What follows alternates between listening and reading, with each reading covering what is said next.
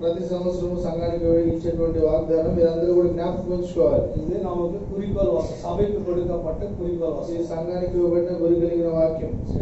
ஏசாயா புத்தகம் 1ஆம் அதிகாரம் 7ஆம் வசனத்தை மறுபடியும் வாசிப்போம் சத்தமா. యెషయా గ్రంథం 9వ అధ్యాయం 7వ వచనం మరి ఒకసారి మనం శబ్దంగా అందరం కలిసి చదువుకుందాం. దావీదిன் సింహాసனத்தில் அவருடைய ராஜ்யத்தையும் அவர் சகலத்தையும் தாவீது என்றென்றைக்கும் நியாயத்தினாலும் நீதியினாலும் நிலைப்படுத்தப்பட்டு அவருடைய கர்த்தத்துவத்தின் ராஜ்யத்தாலும் அவருடைய சமாதானத்திற்கும் சேனைகளின் கர்த்தருடைய வைராக்கியம் இதை செய்யும். கர்த்தர் தாமே வாசித்த இந்த வேத భాగத்தை கொண்டு நம்மோட பேசுவாங்க. ప్రభు తానే అక్కడ చదివిన లేఖన భాగాన్ని బట్టి మనతో మాట్లాడిన గాక. இதுல 7 காரியங்களை கர்த்தர் நமக்கு வைத்திருக்கிறார். இது 7 కార్యాలు ప్రభు మనకు ఇచ్చినాడు. முதலாவது காரியம், మొట్టమొదటి కార్యము సింహాసనం, సింహాసనం. రెండవది కార్యం, రెండవ కార్యము రాజ్యం, రాజ్యము. మూడవది కార్యం, మూడవ కార్యము న్యాయం, న్యాయము. నాలుగవది కార్యం, నాలుగవ కార్యము నీతి, నీతి. ఐదవది కార్యం, ఐదవ కార్యము కర్తృత్వం. అక్కడ కర్తృత్వం రాజ్య పరిపాలన. ఆరవది కార్యం, ఆరవ కార్యము పెరుకం, ఆసక్తి. పెరుకం ఎదుగుదల. తెలుగులో మార్చి ఉంటుంది వసనము, అది తర్వాత చూసుకుంటాం. ఏడవది కార్యం, ఏడవ కార్యము సమాధానం. సమాధానం. తెలుగులో సమాధానం இருக்காது, తెలుగు సమాధానం ట్రాన్స్లేషన్ல டிரான்ஸ்லேஷன் தமிழில் சமாதானம் என்று குறிப்பிடப்பட்டிருக்கிறது. தமிழில் சமாதானம் என்று குறிப்பிடப்பட்டிருக்கிறது. இந்த காரியங்களை நாம் சுருக்கமாக தியானிக்க கர்த்தர் நமக்கு உதவி செய்வார். ఈ కార్యాలను కూడా అక్కడ క్లుప్తంగా ధ్యానించడానికి ప్రభు మనకు సహాయం చేయను గాక. இது ஏசாயாவின் புத்தகம், యెషయా గ్రంథము இந்த 9ஆம் அதிகாரம், ఈ 9వ అధ్యాయము ஆண்டவராகிய இயேசு கிறிஸ்துவின் பிறப்பை குறித்து, ప్రభు యేసుక్రీస్తు వారి యొక్క పుట్టుక గురించి சுமார் 700-800 ఆండుகளுக்கு முன்பாகவே, సుమారు ఇంచుమించు 700-800 సంవత్సరాలకు ముందుగానే தீர்க்க தரிசனமாக எழுதப்பட்ட புத்தகம், ప్రవచనముగా రాయబడిన పుస్తకం. அவருடைய பிறப்பு, ఆయన యొక్క పుట్టుక அது தீர்க்க தரிசனமாக எழுதப்பட்டது. అది ప్రవచనముగా రాయబడింది. 6வது వచనం, 6వ వచనంలో அது நிறைவேறிச்சு. అది నెరవేరింది. அதனுடைய தொடர்ச்சி தான் దాని యొక్క தொடர்ச்சி. దాని తర్వాత 6வது வசனத்துல என்ன பார்க்கிறோம்? 6వ వచనంలో ఏం చూస్తున్నామంటే நமக்கு ஒரு பாலகன் பிறந்தார். మనకు ఒక శిశువు పుట్టెను. எப்ப சொன்னாரு? ఎప్పుడు చెప్తున్నాడు? 700-800 வருஷங்களுக்கு முன்பாக சொன்னார். 700-800 సంవత్సరాలకు ముందుగా చెప్పాడు. சொல்லிட்டாரு, అప్పుడే చెప్పాడు. பிறந்தார், పుట్టాడు என்று சொல்லல, పుట్టబోతున్నాడని చెప్పలేదు, பிறந்தார் என்று சொன்னார். పుట్టాడు అని చెప్పాడు. நமக்கு ஒரு குமாரன் கொடுக்கப்பட்டார். మనకు ఒక కుమారుడు ఇవ్వబడ్డ అనుగ్రహించబడ్డాడు. கர்த்தத்துவம் அவர் தோளின் மேல் இருக்கும். రాజ్యభారం ఆయన భుజం మీద ఉన్నది. அவர் நாமம் அதிசயமானவர். ఆయన ఆలోచనకర్త నామం அவர் ఆలోచనకర్త, ఆలోచనకర్త, బలమైన దేవుడు, బలవంతుడైన దేవుడు, నిత్య పితా, నిత్యుడగు తండ్రి, సమాధాన ప్రభు, సమాధానకర్తయగు తండ్రి. இந்த 6ஆம் வசனம் பார்க்கும்போது ఈ 6వ వచనం చూసేటప్పుడు அவருடைய பிறப்பு, ఆయన యొక్క జననము, அதனுடைய தொடர்ச்சி 7ஆம் வசனம், ఆ దాని యొక్క కింద భాగం 7వ వచనం. அதுல என்ன சொல்லப்பட்டிருக்கிறது?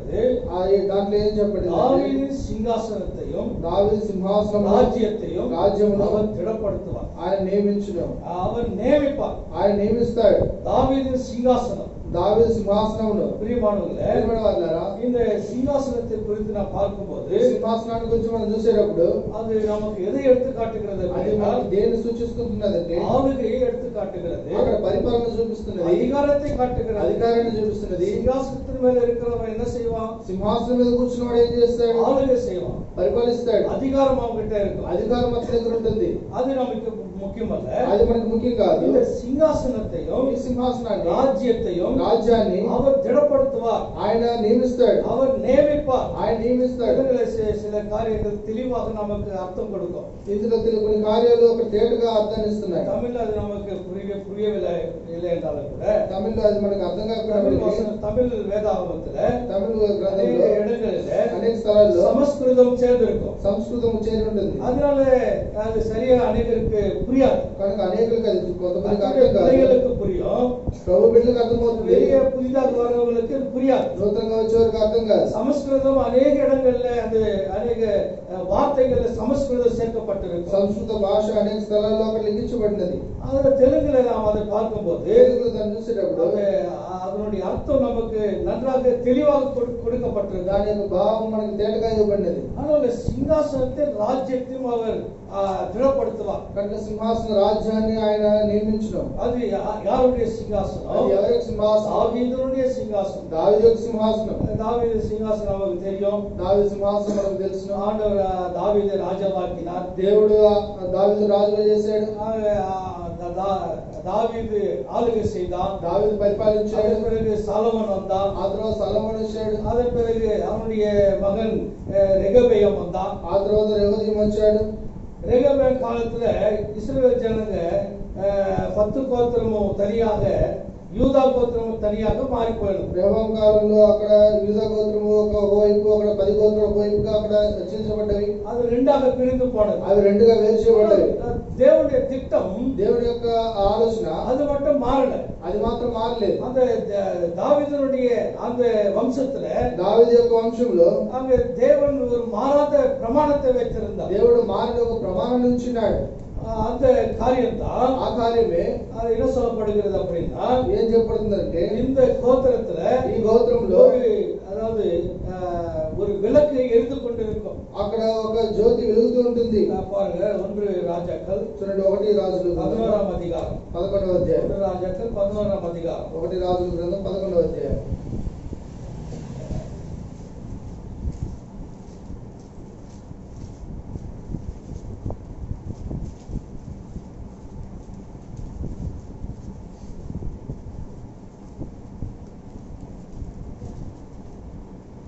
முப்பத்தி 36வது வசனம். 36వ వచనం சேர்ந்து வாசிப்போம். అందరూ కలిసి. என் நாமம் விளங்கும்படிக்கு நான் தெரிந்து கொண்ட நகரமாகிய எருசலேமிலே என் சமூகத்திலே ராஜனாகிய தாவீதுக்கு என்னாலும் ஒரு விளக்கு இருப்பதாக அவன் குமாரனுக்கு ஒரு கோத்திரத்தை கொடுப்பேன். இந்த 11ஆம் அதிகாரத்துல 11వ అధ్యాయంలో இஸ்ரவேல் யூதா ఇశ్రాయేలీయులు యూదులు ரெண்டும் பிரிந்து போன ஒரு நிலைமை அங்கு காணப்படுகிறது. ఇద్దరు వేరు చేయబడిన ఒక పరిస్థితి కనబడుతున్నది. ஆனால் தேவனுடைய திட்டம் நிறைவேற்றிக் கொள்ளப்படுவதற்கு, కానీ దేవుని యొక్క ఉద్దేశం నెరవేర్చబడడానికి, ஜனங்களை ஆளுவதற்கு, ఆయన ప్రజలు పరిపాలించడానికి ஒரு சிங்காசனத்தை தேவன் வைத்திருந்தார். సింహాసనాన్ని దేవుడు ఇచ్చినాడు. அதுதான் தாவீதின் சிங்காசனம் எனப்படும். అదే దావీదు సింహాసనం చెప్పబడింది. அதுதான் இன்னைக்கு நமக்கு வாக்குத்தத்தமாக கொடுக்கப்பட்டிருக்கு. అదే ఈ దినం మనకు వాగ్దానంగా ఇవ్వబడింది. இது யாரை குறித்து சொல்லப்பட்டது அப்படின்னா, ఇది ఎవరి గురించి చెప్పబడిందంటే அது ஆண்டவராகிய இயேசு கிறிஸ்துவை குறித்து சொல்லப்பட்டது. ప్రభువు యేసుక్రీస్తు వారి గురించి చెప్పబడింది. தேவனுடைய வேதத்துல దేవుని యొక్క గ్రంథంలో அநேக தீர்க்கதரிசன வசனங்கள் இருக்கிறது. అనేక ప్రవచన వాక్యాలు ఉంటున్నవి. அந்த தீர்க்கதரிசனத்தை நிறைவேற்றும்படியாக ఆ ప్రవచనాలు నెరవేర్చబడే విధంగా ஆண்டவராகிய இயேசு கிறிஸ்து ప్రభువు యేసు உலகத்திற்கு வந்தார். ప్రభువైన యేసుక్రీస్తు వారు ఈ లోకానికి వచ్చాడు. இந்த சிங்காசனம் కనుక ఈ సింహాసనం அப்படின்னும் போது అనగా எப்படி இந்த சிங்காசனம் ஸ்தாபிக்கப்பட்டது? ఏ విధంగా ఈ సింహాసనం నియమించబడింది? பாருங்க, యెషయా పుస్తకం చూడండి, యెషయా గ్రంథము 16వ అధ్యాయం 16వ అధ్యాయం 5వ వచనం. 5వ వచనం. యెషయా 16:5. యెషయా గ్రంథం 16వ అధ్యాయం 5వ వచనం. கிருபையினாலே சிங்காசனம் ஸ்தாபிக்கப்படும், நியாய விசாரித்து துரிதமாய் நீதி செய்கிற ஒருவர் அதின்மேல் தாவீதின் கூடாரத்திலே న్యాయాధిపతిగా ఉన్మయా వీற்றிருப்பார். కృప వలన సింహాసనం స్థాపింపబడును, సత్య సంపన్నుడై దాని మీద కూర్చుండి తీర్పు తీర్చున్నప్పుడు కలడు.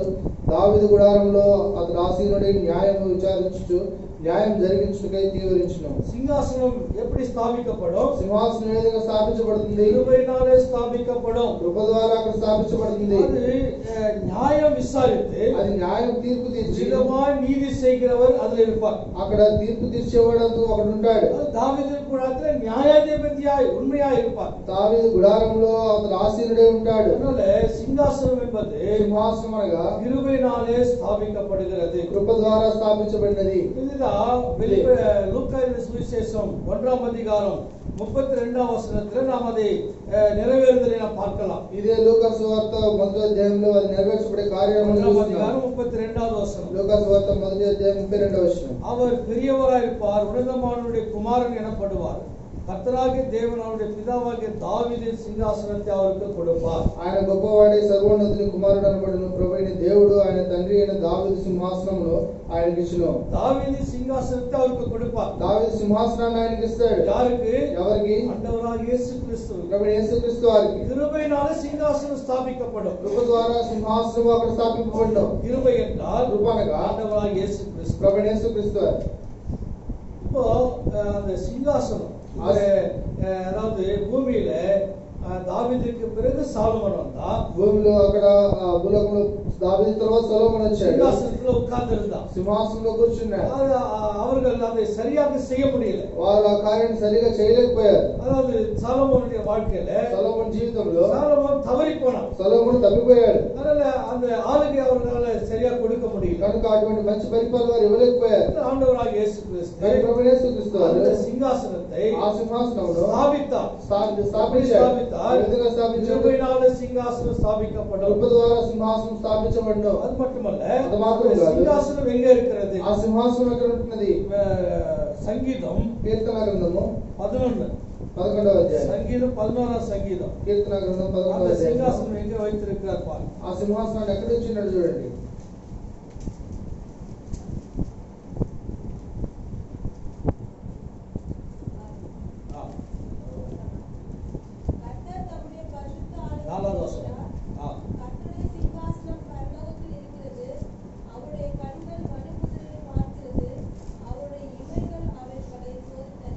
கர்த்தருடைய சிங்காசனம் பரலோகத்தில் இருக்கிறது. యెహోవా సింహాసనం ఆకాశమందున్నది.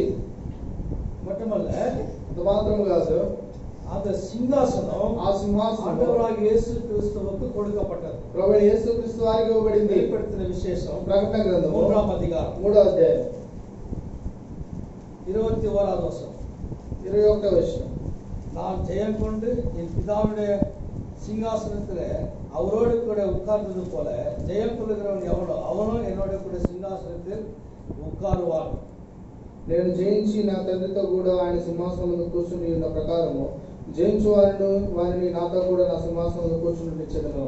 அது சிங்காசனம் அவருக்கு எப்படி கொடுக்கப்பட்டது அப்படின்னா, ఆ సింహాసనం ఆయనకి ఏ విధంగా ఇవ్వబడిందంటే அவர் ஜெயம் கொண்டார். ఆయన జయించాడు.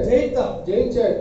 இந்த உலகத்தில் ஆண்டவராகிய இயேசு கிறிஸ்து வந்து ఈ లోకంలో భూలోకానికి ప్రభువైన యేసుక్రీస్తు వారు వచ్చి பாவத்தை ஜெயித்தார், పాపం జయించాడు, பிசாசை ஜெயித்தார், వాది జయించాడు, உலகத்தை ஜெயித்தார், లోకం జయించాడు, இப்படி மாம்சத்தை ஜெயித்தார். ఈ విధంగా శరీరాన్ని జయించాడు. இப்படி அவர் ఈ ஜெயித்ததுனாலதான் విధంగా జయించడం బట్టి சிங்காசனம் அவருக்கு கொடுக்கப்பட்டது. సింహాసనం ఆయనకి ఇవ్వబడింది.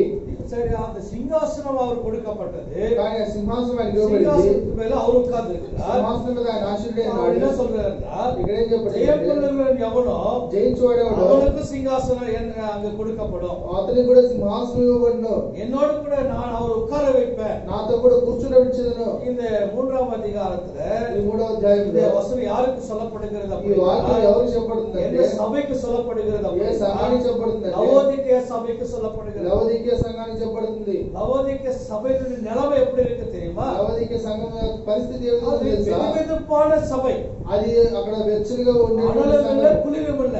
అక్కడ నుడివెచ్చగా ఉండేటువంటి அப்படி సంఘం, இருக்கக்கூடிய அந்த சபைக்கு தான் అటువంటి ఆ విధంగా ఉండేటువంటి ஆண்டவர் సంఘానికి சொல்கிறாரு, நான் ஜெயம் கொண்டு பிதாவுடைய சிங்காசனத்தில் உட்கார்ந்தது போல నేను జయించి తన సింహాసనం మీద కూర్చునే విధంగా ஜெயம் கொள்ளுகிறவனுக்கு என்னுடனே கூட அந்த சிங்காசனத்துல இடம் இருக்கிறது. జయించడానికి నాతో కూడా సింహాసనంలో స్థలం ఉన్నదని చెప్తున్నాడు. அங்கு பிரியமானவர்களே, కనుక ప్రియమైన వారలారా, நமக்கு கூட ஆண்டவர் சிங்காசனம் தரார். మనకు కూడా సింహాసనాన్ని ఇస్తున్నాడు அவர் దేవుడు. ஸ்தாபித்தார். ఆయన స్థాపించాడు. சிங்காசனம் ஸ்தாபிப்பது அது சிறிய காரியம் அல்ல. సింహాసనాన్ని స్థాపించడం అనేది చిన్న కార్యం அது కాదు, சுலபமான காரியம் అది அல்ல. సులభమైన కార్యం కాదు, அது மிக கடினமான ஒரு అది చాలా காரியம். కఠినమైన కార్యం. ஆண்டவராகிய இயேசு ప్రభు கிறிஸ்து యేసుక్రీస్తు గారు இந்த உலகத்தை ஜெயித்து, ఈ లోకాన్ని జయించి, மாம்சத்தை మాంసం ஜெயித்து, జయించి, பிசாசை ஜெயித்து, అపవాదం జయించి, இப்படி அவர் அதுக்கு தகுதி பெற்றிருக்கிறார். ఈ విధంగా ఆయన దానికి అర్హత పొందాడు. நாம கூட మనం కూడా ஜெய ஜீவியம் செய்யணும். జయ జీవితం జీవించాలి. ஜெய ஜீவியம் நாம் இந்த உலகத்துல செய்யணும். జయ జీవితం జీవించాలి. ఈ లోకంలో ஒவ்வொருவரும் கூட రక్షించబడిన ప్రతి ఒక్కరు కూడా மாம்சத்தை ஜெயிக்க வேண்டும், శరీరాన్ని జయించాలి, பாவத்தை ஜெயிக்க పాపం வேண்டும், జయించాలి, உலகத்தை ஜெயிக்க வேண்டும், లోకం జయించాలి, பிசாசை ஜெயிக்க வேண்டும். అపవాదం జయించాలి. ஆண்டவராகிய இயேசு ప్రభు கிறிஸ்து యేసుక్రీస్తు వారు எல்லாவற்றையும் ஜெயித்தார். సమస్తాన్ని జయించాడు.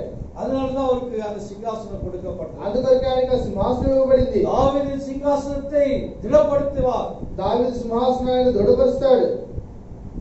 சிங்காசனம் எங்க இருக்கு? సింహాసనం ఎక్కడ ఉన్నది? பரலோகத்துல இருக்கு. పరలోకంలో அவர் ఉన్నది. அங்க இருந்து பார்த்து கொண்டிருக்கிறார். ఆయన అక్కడి నుంచి చూస్తున్నాడు.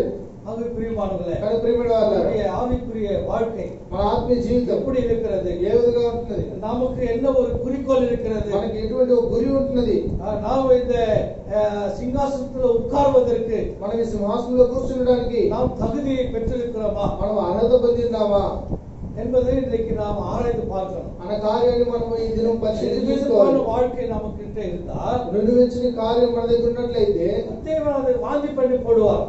దేవుడు దాన్ని అక్కడ ఉమ్మివేస్తాడు. இந்த சபையுடைய நிலைமை அப்படித்தான். ఈ సంఘం యొక్క పరిస్థితి అదే. விதமான வாழ்க்கை, నుడివెచ్చని జీవితం. அனலும் அல்ல, குளிரும் அல்ல. అక్కడ వేడి కాదు, చల్లదనం కాదు. பார்த்தா ఆ విధంగా அது చూసినట్లయితే இருமனம் உள்ள சபை. అది రెండు మనసులు కలిగిన இருமனம் సంఘం. உள்ளவன் రెండు మనసులు కలిగిన వాడు வழிகளெல்லாம் நிலையற்றவனா இருப்பான். ఆయన త్రోవలంతలో కూడా అక్కడ నిలకడలేనివాడుగా ఉంటాడు. விசுவாசியினுடைய ஒரு நிலைமை எப்படி இருக்குன்னா, విశ్వాసి యొక్క జీవితం ఏ విధంగా அவன் ఉంటుంది? ரெண்டு எஜமான்களுக்கு ஊழியம் செய்யறான். రెండు యజమానులకు పరిచయం చేస్తున్నాడు. அவன் இருமனம் உள்ளவனா இருக்கிறான். అతను ద్విమనస్కులు కలిగిన వాడే ఉన్నాడు. அவன் குந்தி குந்தி நடக்கிறான். అతను కుంటి నడిచేవాడే ఉన్నాడు. அப்படி இருக்கக்கூடாது. ఆ విధంగా ఉండకూడదు. நாம் எப்பொழுதும் அனலுள்ளவர்களா இருக்கணும். మనం ఎప్పుడు కూడా వెచ్చగా ఉండేవారు ఉండాలి. ஆகவே அப்படி இருக்கும்போது ఆ విధంగా ఉండేటప్పుడు நாம கூட ஜெயம் பெறுவோம். మనం కూడా జయం పొందుతాం. நாம கூட ஜெயிப்போம். మనం కూడా విజయం పొందుతాం. ஜெயம் கொள்ளுகிறவனுக்கு జయించువానికి என்னோடு கூட சிங்காசனத்துல அவனை நான் உட்கார வைப்பேன். నాతో కూడా సింహాసనంలో అతను కూర్చునిచ్చేదని చెప్తున్నాడు. ஆகவே ஜெய ஜீவியம் நாம் செய்ய வேண்டியது அவசியம். కనుక జయ జీవితం మనం జీవించాల్సిన అవసరం ఏంటది? பாவத்தை ஜெயிக்க வேண்டும், పాపను జయించాలి, மாம்சத்தை ஜெயிக்க வேண்டும், శరీరాన్ని జయించాలి, உலகத்தை ஜெயிக்க లోకం வேண்டும், జయించాలి, பிசாசை ஜெயிக்க வேண்டும். అపవాదం జయించాలి. இதுதான் இதே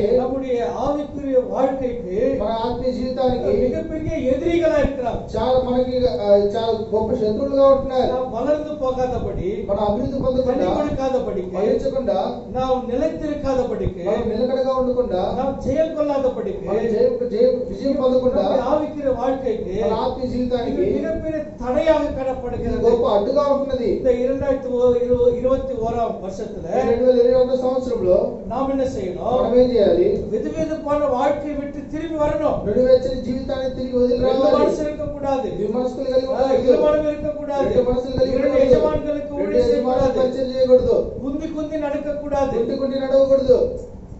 சரியான பாதையில సరైన మార్గంలో நாம் நடக்க வேண்டியது அவசியம். మనం నడవాల్సిన అవసరం ఏంటది?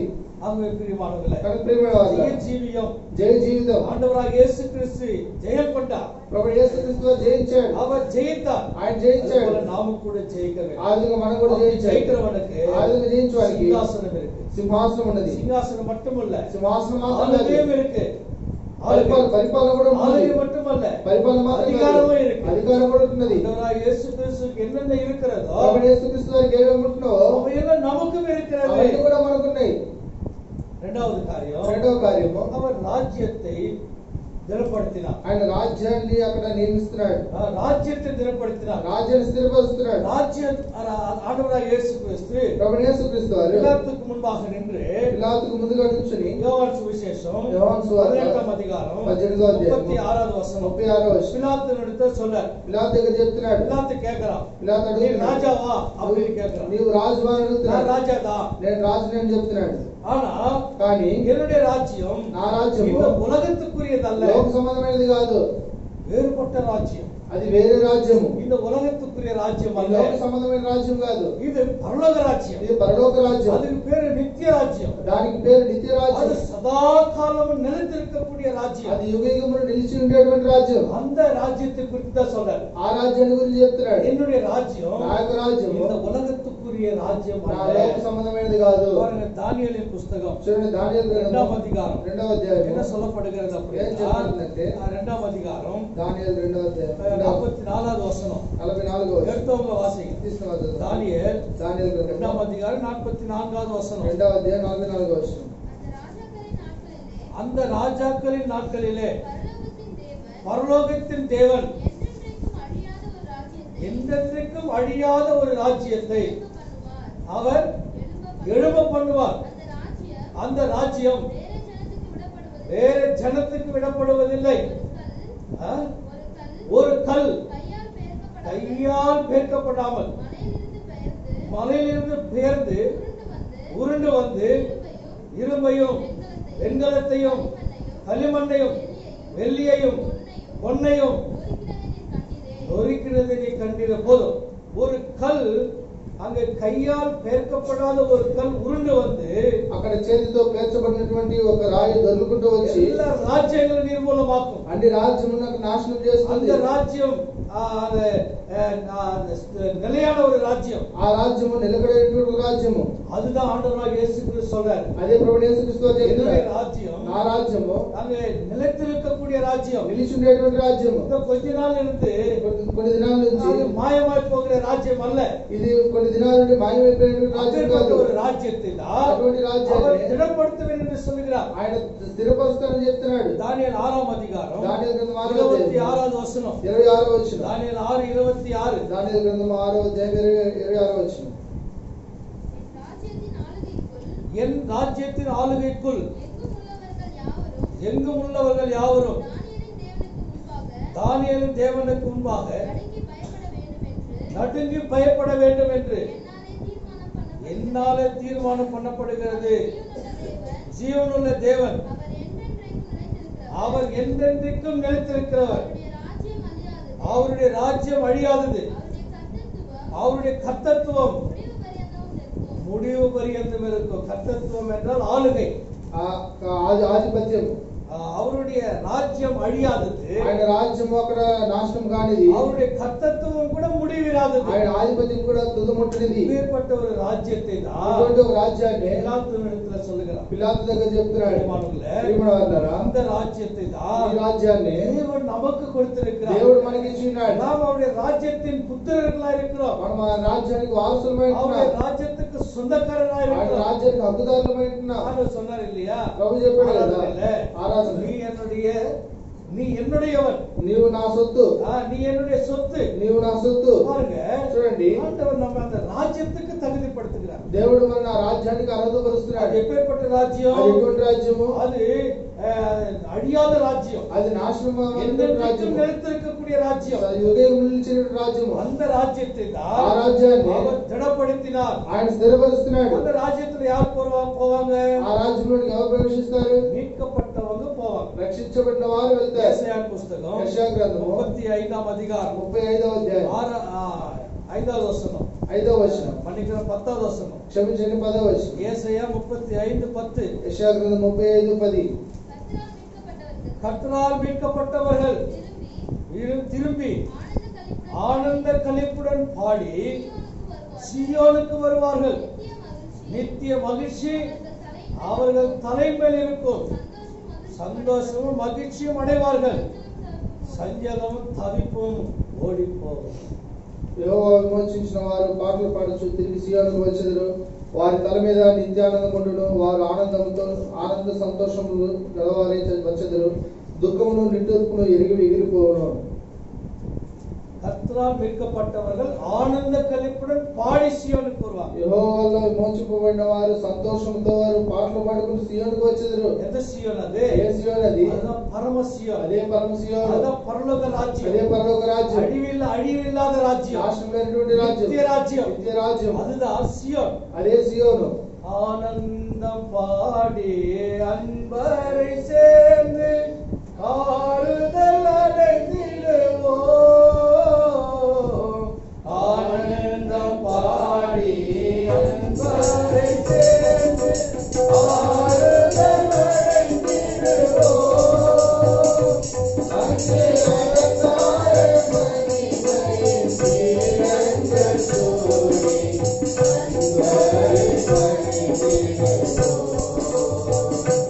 அன்பரை அங்கே அலங்கார மகிமையின் தீரங்கள் சூடி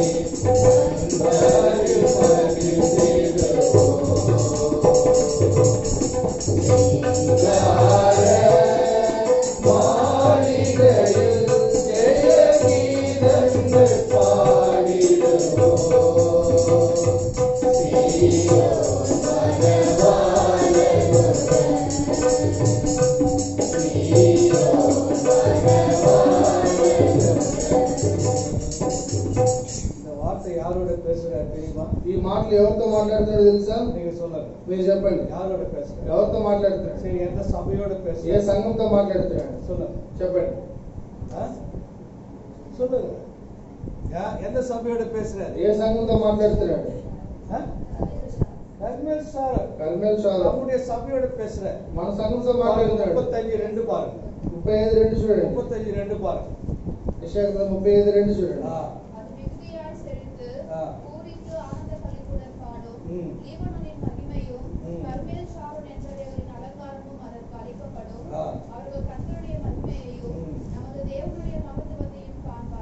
சொல்லுங்க, யாரோட பேசுறாரு? ఇప్పుడు చెప్పండి ఎవరితో మాట్లాడుతున్నాడు? கர்மேல் சாரோனோட பேசுறாரு. కర్మేల్ షారోనుతో కూడా మాట్లాడుతున్నాడు. மீட்கப்பட்டவர்கள் విమోచింపబడిన వారు ஆனந்த களிப்புடன் பாடி சீயோனுக்கு ఆనంద భరితులై సియోనుకు వస్తారు. தேவன் நமக்கு வைத்திருக்கிற மேலான பாக்கியம் பாருங்க. దేవుడు మనకు ఉంచిన ఉన్నతమైన భాగ్యాన్ని యేసుక్రీస్తు ప్రభు యేసుక్రీస్తు వారు సింహాసనத்தை స్థాపించాர். సింహాసనాన్ని స్థాపించాడు. கிருபையினால் சிங்காசனம் ஸ்தாபிக்கப்பட்டது. కృప ద్వారా సింహాసనం பரலோகத்தில் స్థాపించబడింది. வைத்திருக்கிறார். పరలోకంలో ఆశ్రయించాడు. பார்த்துக் கொண்டிருக்கிறார். అక్కడి నుంచి ఆయన చూస్తున్నాడు. ஜெயம் கொள்ளுகிறவனுக்கு அதை கொடுக்கிறார். జయించు వారికి అది ఇస్తున్నాడు. அது மட்டுமல்ல, అంత మాత్రం அவர் కాదు, ராஜ்யத்தை திடப்படுத்துகிறார். ఆయన రాజ్యాన్ని అక్కడ இந்த దృఢపరుస్తున్నాడు. ராஜ்யம் இந்த உலகத்துக்குரியதல்ல. ఈ ఆయన రాజ్యం ఈ లోక సంబంధమైనది இந்த కాదు. உலகத்திற்குரிய ராஜ்யங்கள் எல்லாம் அழிந்து போகும். ఈ లోక సంబంధమైన రాజ్యాలు కూడా నాశనం అయిపోతాయి. தானியேல்ல பார்த்தோம். దానియేలు அது చూశారు. ஒரு கல் உருண்டு வந்து ఆ బండ దొల్లుకుంటూ அது వచ్చి எல்லாவற்றையும் நொறுக்கி சின்னபின்னமாக்குகிறது. సమస్తాన్ని కూడా అది అక్కడ నాశనం చేస్తున్నది. அந்த கல்தாண்டவராக இயேசு கிறிஸ்து ఆ బండ ప్రభు యేసుక్రీస్తు அவர் వారు எல்லாவற்றையும் நொறுக்கினார். ఆయన సమస్తాన్ని అక్కడ నాశనం చేస్తున్నాడు. ராஜ்யத்தை ஸ்திரப்படுத்தினார். రాజ్యాన్ని అక్కడ నియమిస్తున్నాడు. அந்த ராஜ்யத்தை நமக்கு கொடுக்கிறார். ఆ రాజ్యాన్ని మనకి ఇస్తున్నాడు. அந்த மீட்கப்பட்டவர்கள் ఆ విమోచింపబడిన వారు அந்த ராஜ்யத்துக்கு ஆடி பாடலோடு கூட வருவாங்க. ఆ రాజ్యానికి అక్కడ ఉత్సాహభరితులే వస్తారు. சந்தோஷம் மகிழ்ச்சியும் அடைவார்கள். సంతోషంతో ఉత్సాహంతో వస్తారు. சஞ்சலம் தவிப்பும் ஓடி போகும். ఏడుపు నిట్టూర్పు అక్కడ ఎగిరిపోవును. நம்முடைய நம்பிக்கை என்ன? మన నిశ్చయత ఏంటి?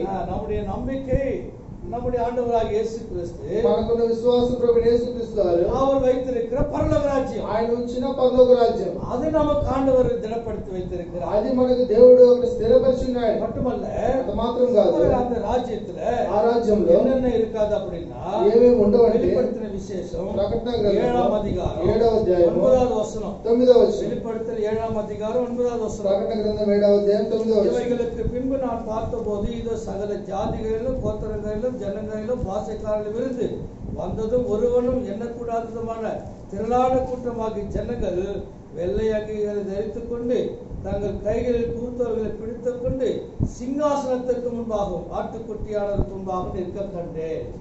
అటు తరువాత నేను చూడగా ఇదిగో ప్రతి జనములో నుండి ప్రతి వంశంలో నుండి ప్రజల్లో నుండి ఆయా భాషలు మాట్లాడే వారిలో నుండి వచ్చి ఎవడనో లెక్కింపజాలని ఒక గొప్ప సమూహం కనబడిను. వారు తెల్లని వస్త్రములు ధరించుకున్న వారి ఖర్జూరపు మట్టలు చేతపట్టుకుని సింహాసనం ఎదుటను గొర్రెల ఎదుటను నిలువబడి. பாடல் இருக்குது இல்லையா? ఇంట్లో పాట ఉంది కదా, வெள்ளை அங்கியை தரித்துக் கொண்டு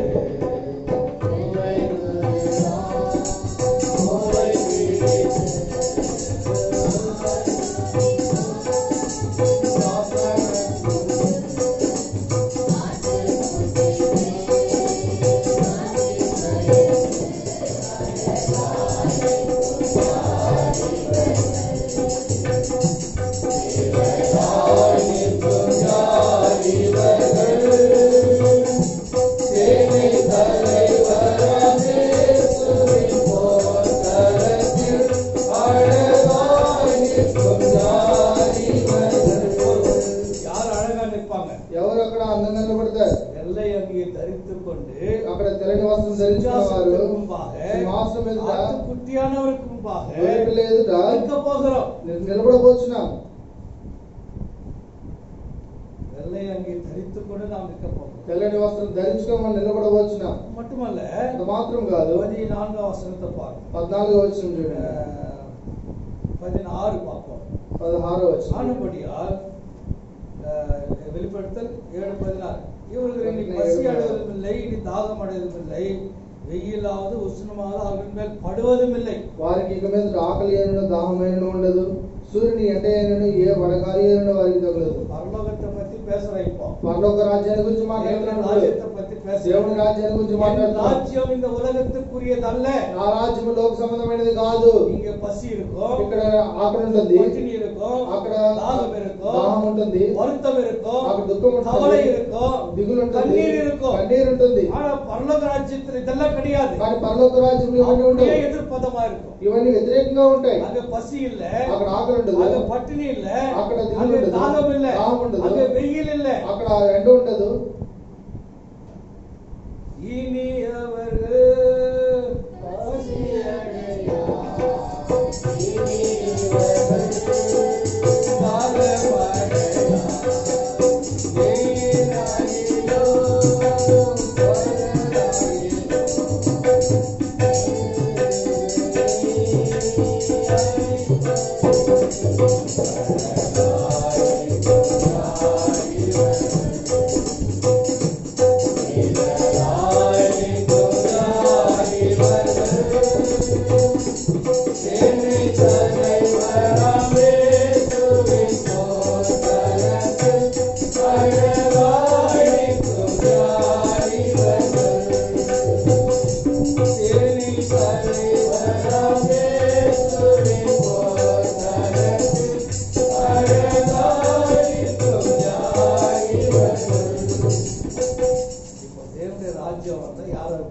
ఇప్పుడు దేవుడి రాజ్యం వచ్చినట్లయితే ఎవరెవరు వెళ్తాం? దేవుడి రాజ్యం అన్నా దేవుడి రాజ్యం వచ్చినట్లయితే யார் போவோம்? ఎవరు వెళ్తాం? சந்தோஷமா யார் போவோம்? సంతోషంగా ఎవరు వెళ్తాం?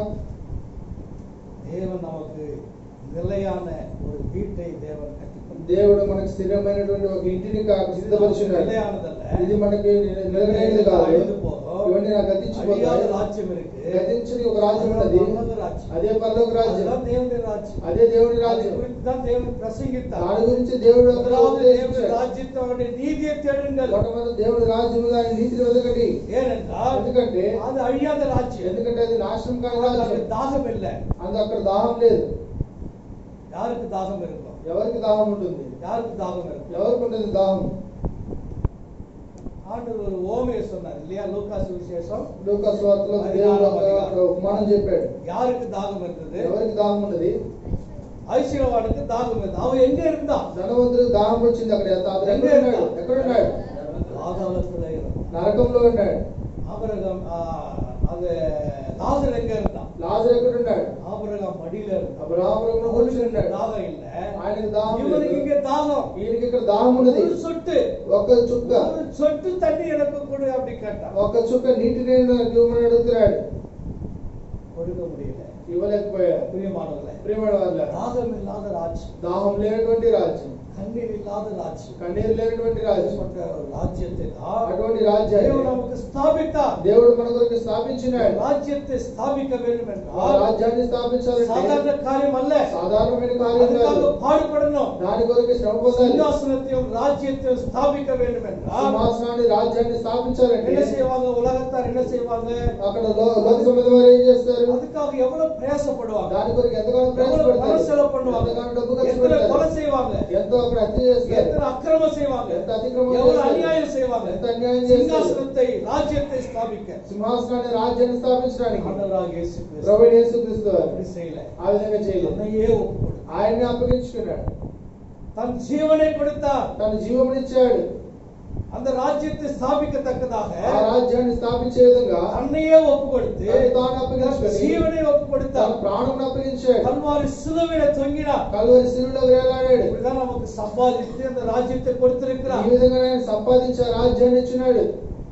நாம் సులభமா அந்த రాజ్యத்துக்கு போக మన సులభముగా ఆ రాజ్యంలోకి వెళ్ళడానికి வழியை ఏర్పడినాர். ఒక మార్గాన్ని ఏర్పరిచాడు. நானே వழி என்று சொன்னார். నేనే మార్గం అని చెప్తాడు. நானே సత్యం என்று నేనే சொன்னார். సత్యం అని చెప్పాడు. நானே జీవన్ என்று சொன்னார். నేనే జీవం అని அந்த చెప్పాడు. வழியில தான் ఆ మార్గంలోనే ఆయన రాజ్యத்துக்கு நாம் போகணும். ఆ రాజ్యంలోకి వెళ్ళగలం. அமிதமாக நம்முடைய வாழ்க்கையில ఆ విధంగా మన జీవితంలో రాజ్యத்தை கொடுக்கத்தக்கதாக ఆ రాజ్యాన్ని ఇచ్చే విధంగా ஆண்டவராகிய இயேசு கிறிஸ்து ప్రభువు యేసు அந்த క్రీస్తు ராஜ்யத்தை திடப்படுத்தினார். ఆ రాజ్యాన్ని స్థిరపరిచాడు. அது திடமான ராஜ்யம். అది స్థిరమైన రాజ్యం. அஸ்திபாரங்கள் உள்ள ராஜ்யம். అక్కడ పునాదులు కలిగిన రాజ్యం. ஆபிரகாம் கூட இந்த ராஜ்யத்துக்காக காத்திருந்தார். అబ్రహాము కూడా రాజ్యం వరకు వేచినాడు. அது நகரம் என்று అక్కడ சொல்லப்பட்டிருக்கிறது. నగరం అని చెప్పబడింది. అబ్రహాము అస్తిపారములు ఉన్న నగరத்துக்காக కాத்திருந்தார் என்று పునాదులు కలిగిన పట్టణం కొరకు వేచినవాడు అని రాయబడింది. அது అస్తిపారములు ఉన్న నగరం. అది పునాదులు కలిగిన పట్టణము. கைவேலை இல்லாத வீடு. అక్కడ చేతి పని లేనటువంటి அது இந்த பூமிக்குரிய வீடு அல்லது. అది భూ సంబంధమైన ఇల్లు அது కాదు. என்றென்றைக்கும் இருக்கக்கூடிய வீடு. అది యుగయుగములు నిలిచేటువంటి ఇల్లు. சதா காலமாக வாழ்வோம். నేను సదాకాలం మొదలు జీవిస్తాను. அதுதான் தேவனுடைய ராஜ்யம். అదే దేవుని రాజ్యం. ராஜ்யத்தை கொடுக்க ఆ రాజ్యాన్ని ఇవ్వడానికి அவர் பாடுபட்டார். ఆయన శ్రమ పొందాడు. அவர் நமக்காக வெளியேறப்பட்ட ரத்தத்தை சிந்தினார். ఆయన మన కొరకు ఇక్కడ విలువైన రక్తాన్ని గార్చాడు. அவர் மரித்தார். ఆయన మరణించాడు. எல்லாம் முடிந்தது என்று தலை சாய்த்தார். సమస్తం అక్కడ సమస్తం ముగించబడింది తలవాల్చాడు. அப்பேற்பட்ட ராஜ்யத்துக்கு தேவன் நம்மை தகுதிப்படுத்துவாராக. అటువంటి రాజ్యానికి దేవుడు మనల్ని అర్హత మూడవదిగా அந்த சிங்காசனம் ராஜ்யம் இதெல்லாம் கூட நான் பார்க்கும்போது సింహాసనం రాజ్యాన్ని 9ஆம் அதிகாரம் యెషయా గ్రంథం 9వ అధ్యాయము 7వ వచనத்துல 7వ వచనంలో அவர் திடப்படுத்தி அதை இது முதற்கொண்டு என்றென்றைக்கும் நியாயத்தினாலும் நீதியினாலும் அவர் நிலைப்படுத்தும்படிக்கு సర్వకాలము రాజ్యము నియమించిన న్యాయం వలన నీతి వలన రాజ్యమును స్థిరపరచుటకు அவருடைய சிங்காசனம் எப்பேற்பட்டது அப்படின்னா ఆయన సింహాసనం ఎటువంటిదంటే நியாயம் న్యాయము நீதி నీతి. அவருடைய ராஜ்யத்துல ఆయన రాజ్యంలో நியாயம் இருக்கு, న్యాయం ఉన్నది, நீதி இருக்கு. నీతి ఉంటున్నది. இந்த பூமியில ఈ భూమిలో நியாயம் இல்ல, న్యాయం లేదు, நியாய கேடு இருக்கு. న్యాయం కన్నా వ్యతిరేకంగా న్యాయం లేదు, அநியாயம் இருக்கு. అన్యాయం ఉంటున్నది. இந்த பூமியில ఈ భూలోకంలో நீதி இல்ல, నీతి లేదు, நீதி கேடு இருக்கு. అనీతి ఉంటున్నది. இந்த பூமியில ఈ భూలోకంలో நீதி இல்ல, నీతి లేదు, அநீதி இருக்கு. అనీతి ఉంటున్నది. ஆனா தேவனுடைய ராஜ்யம் அப்படி அல்ல. కానీ దేవుడి రాజ్యం தேவன் அப்பேற்பட்டவர் அல்ல. దేవుడు అటువంటి వాడు కాదు. அவருடைய கர்த்தத்துவம் அப்பேற்பட்டது அல்ல. ఆయన ఆధిపత్యం అటువంటిది కాదు. அவருடைய ஆளுகை அப்பேற்பட்டது அல்ல. ఆయన పరిపాలన అటువంటిది அவர் కాదు. நியாயம் செய்கிற ఆయన தேவன், న్యాయం చేసే దేవుడు, அவர் நீதி செய்கிற ఆయన தேவன். నీతి చేసే దేవుడు. அவருடைய சிங்காசனம் ఆయన సింహాసనం எப்பேற்பட்டது அப்படின்னா ఎటువంటిదంటే பாருங்க, చూడండి சங்கீதம் కీర్తన గ్రంథము சங்கீதம் 89 சங்கீதம் 1-2 99వ కీర్తన 1వ అధ్యాయం 1వ వచనం 2వ వచనం 97 ஆச்சரியம் பண்ணுகிறார். 97 1-2 97 1-2 97వ కీర్తన 1 பூமி பூமிப்பாகி ஆ. திரளான தீவுகள் பகிர கடவது. ஆ. மேகமும் மந்தாரமும் அவரை சூழ்ந்திருக்கிறது. ஆ. நீதியும் நியாயமும் அவருடைய சிங்காசனத்தின் ஆதாரம். తెలుగు యెహోవా రాజ్యం చేయుచున్నాడు, భూలోకం ఆనందించును గాక, ద్వీపములన్నీ సంతోషించును గాక. మేఘాంధకారములు ఆయన చుట్టూ నుండును, నీతి న్యాయములు ఆయన సింహాసనమునకు ఆధారము. ஆதாரம் எது ஆதாரம்? அவருடைய சிங்காசனத்துக்கு ఆయన సింహాసనానికి ఏది ఆధారం நீதி ఉంటుంది? நியாயம் அவருடைய சிங்காசனத்துக்கு ஆதாரம். నీతి న్యాయములు ఆయన సింహాసనమునకు ఆధారములై ఉన్నవి. இங்க இருக்கிற சிங்காசனங்களுக்கு எது ஆதாரம்? ఇక్కడ ఉన్న సింహాసనానికి ఏది ఆధారము? அநீதி ஆதாரம், నీతి ఆధారము, அநியாயம் ஆதாரம், అన్యాయం ఆధారం, அநீதி ஆதாரம், అనీతి ఆధారము, அநியாய நீதி ஆதாரம். అన్యాయమైన ஆனா నీతి தேவனுடைய ఆధారం. சிங்காசனம் தேவனுடைய ராஜ்யம் அப்பேற்பட்டது அல்ல. దేవుడి రాజ్యం అటువంటిది కాదు. தேவன் அப்பேற்பட்டவர் அல்ல. దేవుడు అటువంటి వాడు కాదు. அவர் அநீதி செய்கிற தேவன் அல்ல. ఆయన అనీతి చేసినటువంటి దేవుడు కాదు. அநியாயம் செய்கிற தேவன் அல்ல. అన్యాయం చేసినటువంటి దేవుడు அவர் కాదు. நியாயம் செய்கிற தேவன். ఆయన న్యాయం చేసినటువంటి அவர் దేవుడు. நீதி செய்கிற ఆయన தேவன். నీతి తీర్చేటువంటి దేవుడు. 84 சங்கீதம் 84వ కీర్తన 84 சங்கீதம் 84వ కీర్తన மன்னிக்கிறது 89 சங்கீதம் క్షమించండి 89వ కీర్తన 89 நீதியும் நியாயமும் சிங்காசனத்தின் ஆதாரம். ஆமா கிருபையும் சத்தியமும் நீதியும் நியாயமும் உங்களுடைய சிங்காசனத்தின் ஆதாரம். கிருபை சத்தியம் முன்பாக நடக்கும். నీతి న్యాయములు నీ సింహాసనములకు ఆధారములు, కృపా సత్యములు నీ సన్నిధానవర్తులు. இந்த நியாயமும் நீதி நம்ம பிரிக்கவே முடியாது. ఈ న్యాయమును నీతిని మనము వేరుపరచలేము. அதே மாதிரி ఆ విధంగానే கிருபையும் சத்தியத்தை பிரிக்க முடியாது. కృపను సత్యమును వేరు చేయలేము. எங்க நம்ம வேதத்துல படிச்சாலும் கூட ఎక్కడ మన గ్రంథంలో చదివినప్పుడు కూడా நீதி நியாயம், నీతి న్యాయం, நியாயம் நீதி, న్యాయము నీతి இப்படிதான் வரும். ఈ విధంగానే இது ఉంటుంది. ரெண்டும் பிரிக்க முடியாது. ఈ రెండు వేరుపరచలేము. கிருபையும் சத்தியத்தை எப்படி பிரிக்க முடியாதோ కృపను సత్యమును ఏ విధంగా వేరుపరచలేము, நீதியும் நியாயத்தையும் பிரிக்க முடியாது. నీతి న్యాయములు కూడా ఆ విధంగా వేరుపరచలేము. அவருடைய சிங்காசனத்துடைய ஆதாரமே ఆయన సింహాసనం యొక్క ఆధారమే நியாயம், న్యాయము. அவருடைய சிங்காசனத்தின் ஆதாரமே ఆయన సింహాసనం యొక్క ఆధారము నీతి. నీతి. பிரியமானவர்களே, ప్రియమైనవారులారా, தேவன் நமக்கு நியாயம் செய்கிறார். దేవుడు మనకి న్యాయం చేసేటువంటి వాడు. தேவன் நமக்கு நீதி செய்கிறார். దేవుడు మనకి నీతి చేసేవాడు. அவர் ஒருபோதும் ఆయన ఒకనాడు కూడా நமக்கு அநீதி செய்கிறவர் அல்ல. మనకు అనీతి చేసేవాడు కాదు. அவர் ஒருபோதும் ఆయన ఒకనాడు కూడా நமக்கு அநியாயம் செய்கிறவர் మనకు அல்ல. అన్యాయం చేసేవాడు కాదు. நியாயம் தான் செய்வார். న్యాయమే చేస్తాడు. பாருங்க, ஒடுக்கப்பட்டவர்களுக்கு చూడండి, అక్కడ తోసివేయబడిన వారికి கர்த்தர் நியாயம் செய்கிறார். ప్రభు ఒక న్యాయం చేసి తీరుస్తాడు. பாருங்க, சங்கீதம் చూడండి, కీర్తన 146 சங்கீதம் 146వ కీర్తన 146 சங்கீதம் 146వ కీర్తన அவர் ஒடுக்கப்பட்டவர்களுக்கு ஏழு, நியாயம் செய்கிறார். ஆ. பசியாகிறவர்களுக்கு ஆகாரம் கொடுக்கிறார். ஆ. கட்டுண்டவர்களை கர்த்தர் விடுதலையாக்குகிறார். அவர் ஒடுக்கப்பட்டவர்களுக்கு நியாயம் செய்கிறார். బాధపరచబడిన వారికి ఆయన న్యాయం తీర్చును. ஒடுக்கப்பட்டவர்களுக்கு கர்த்தர் நியாயம் செய்கிறார்.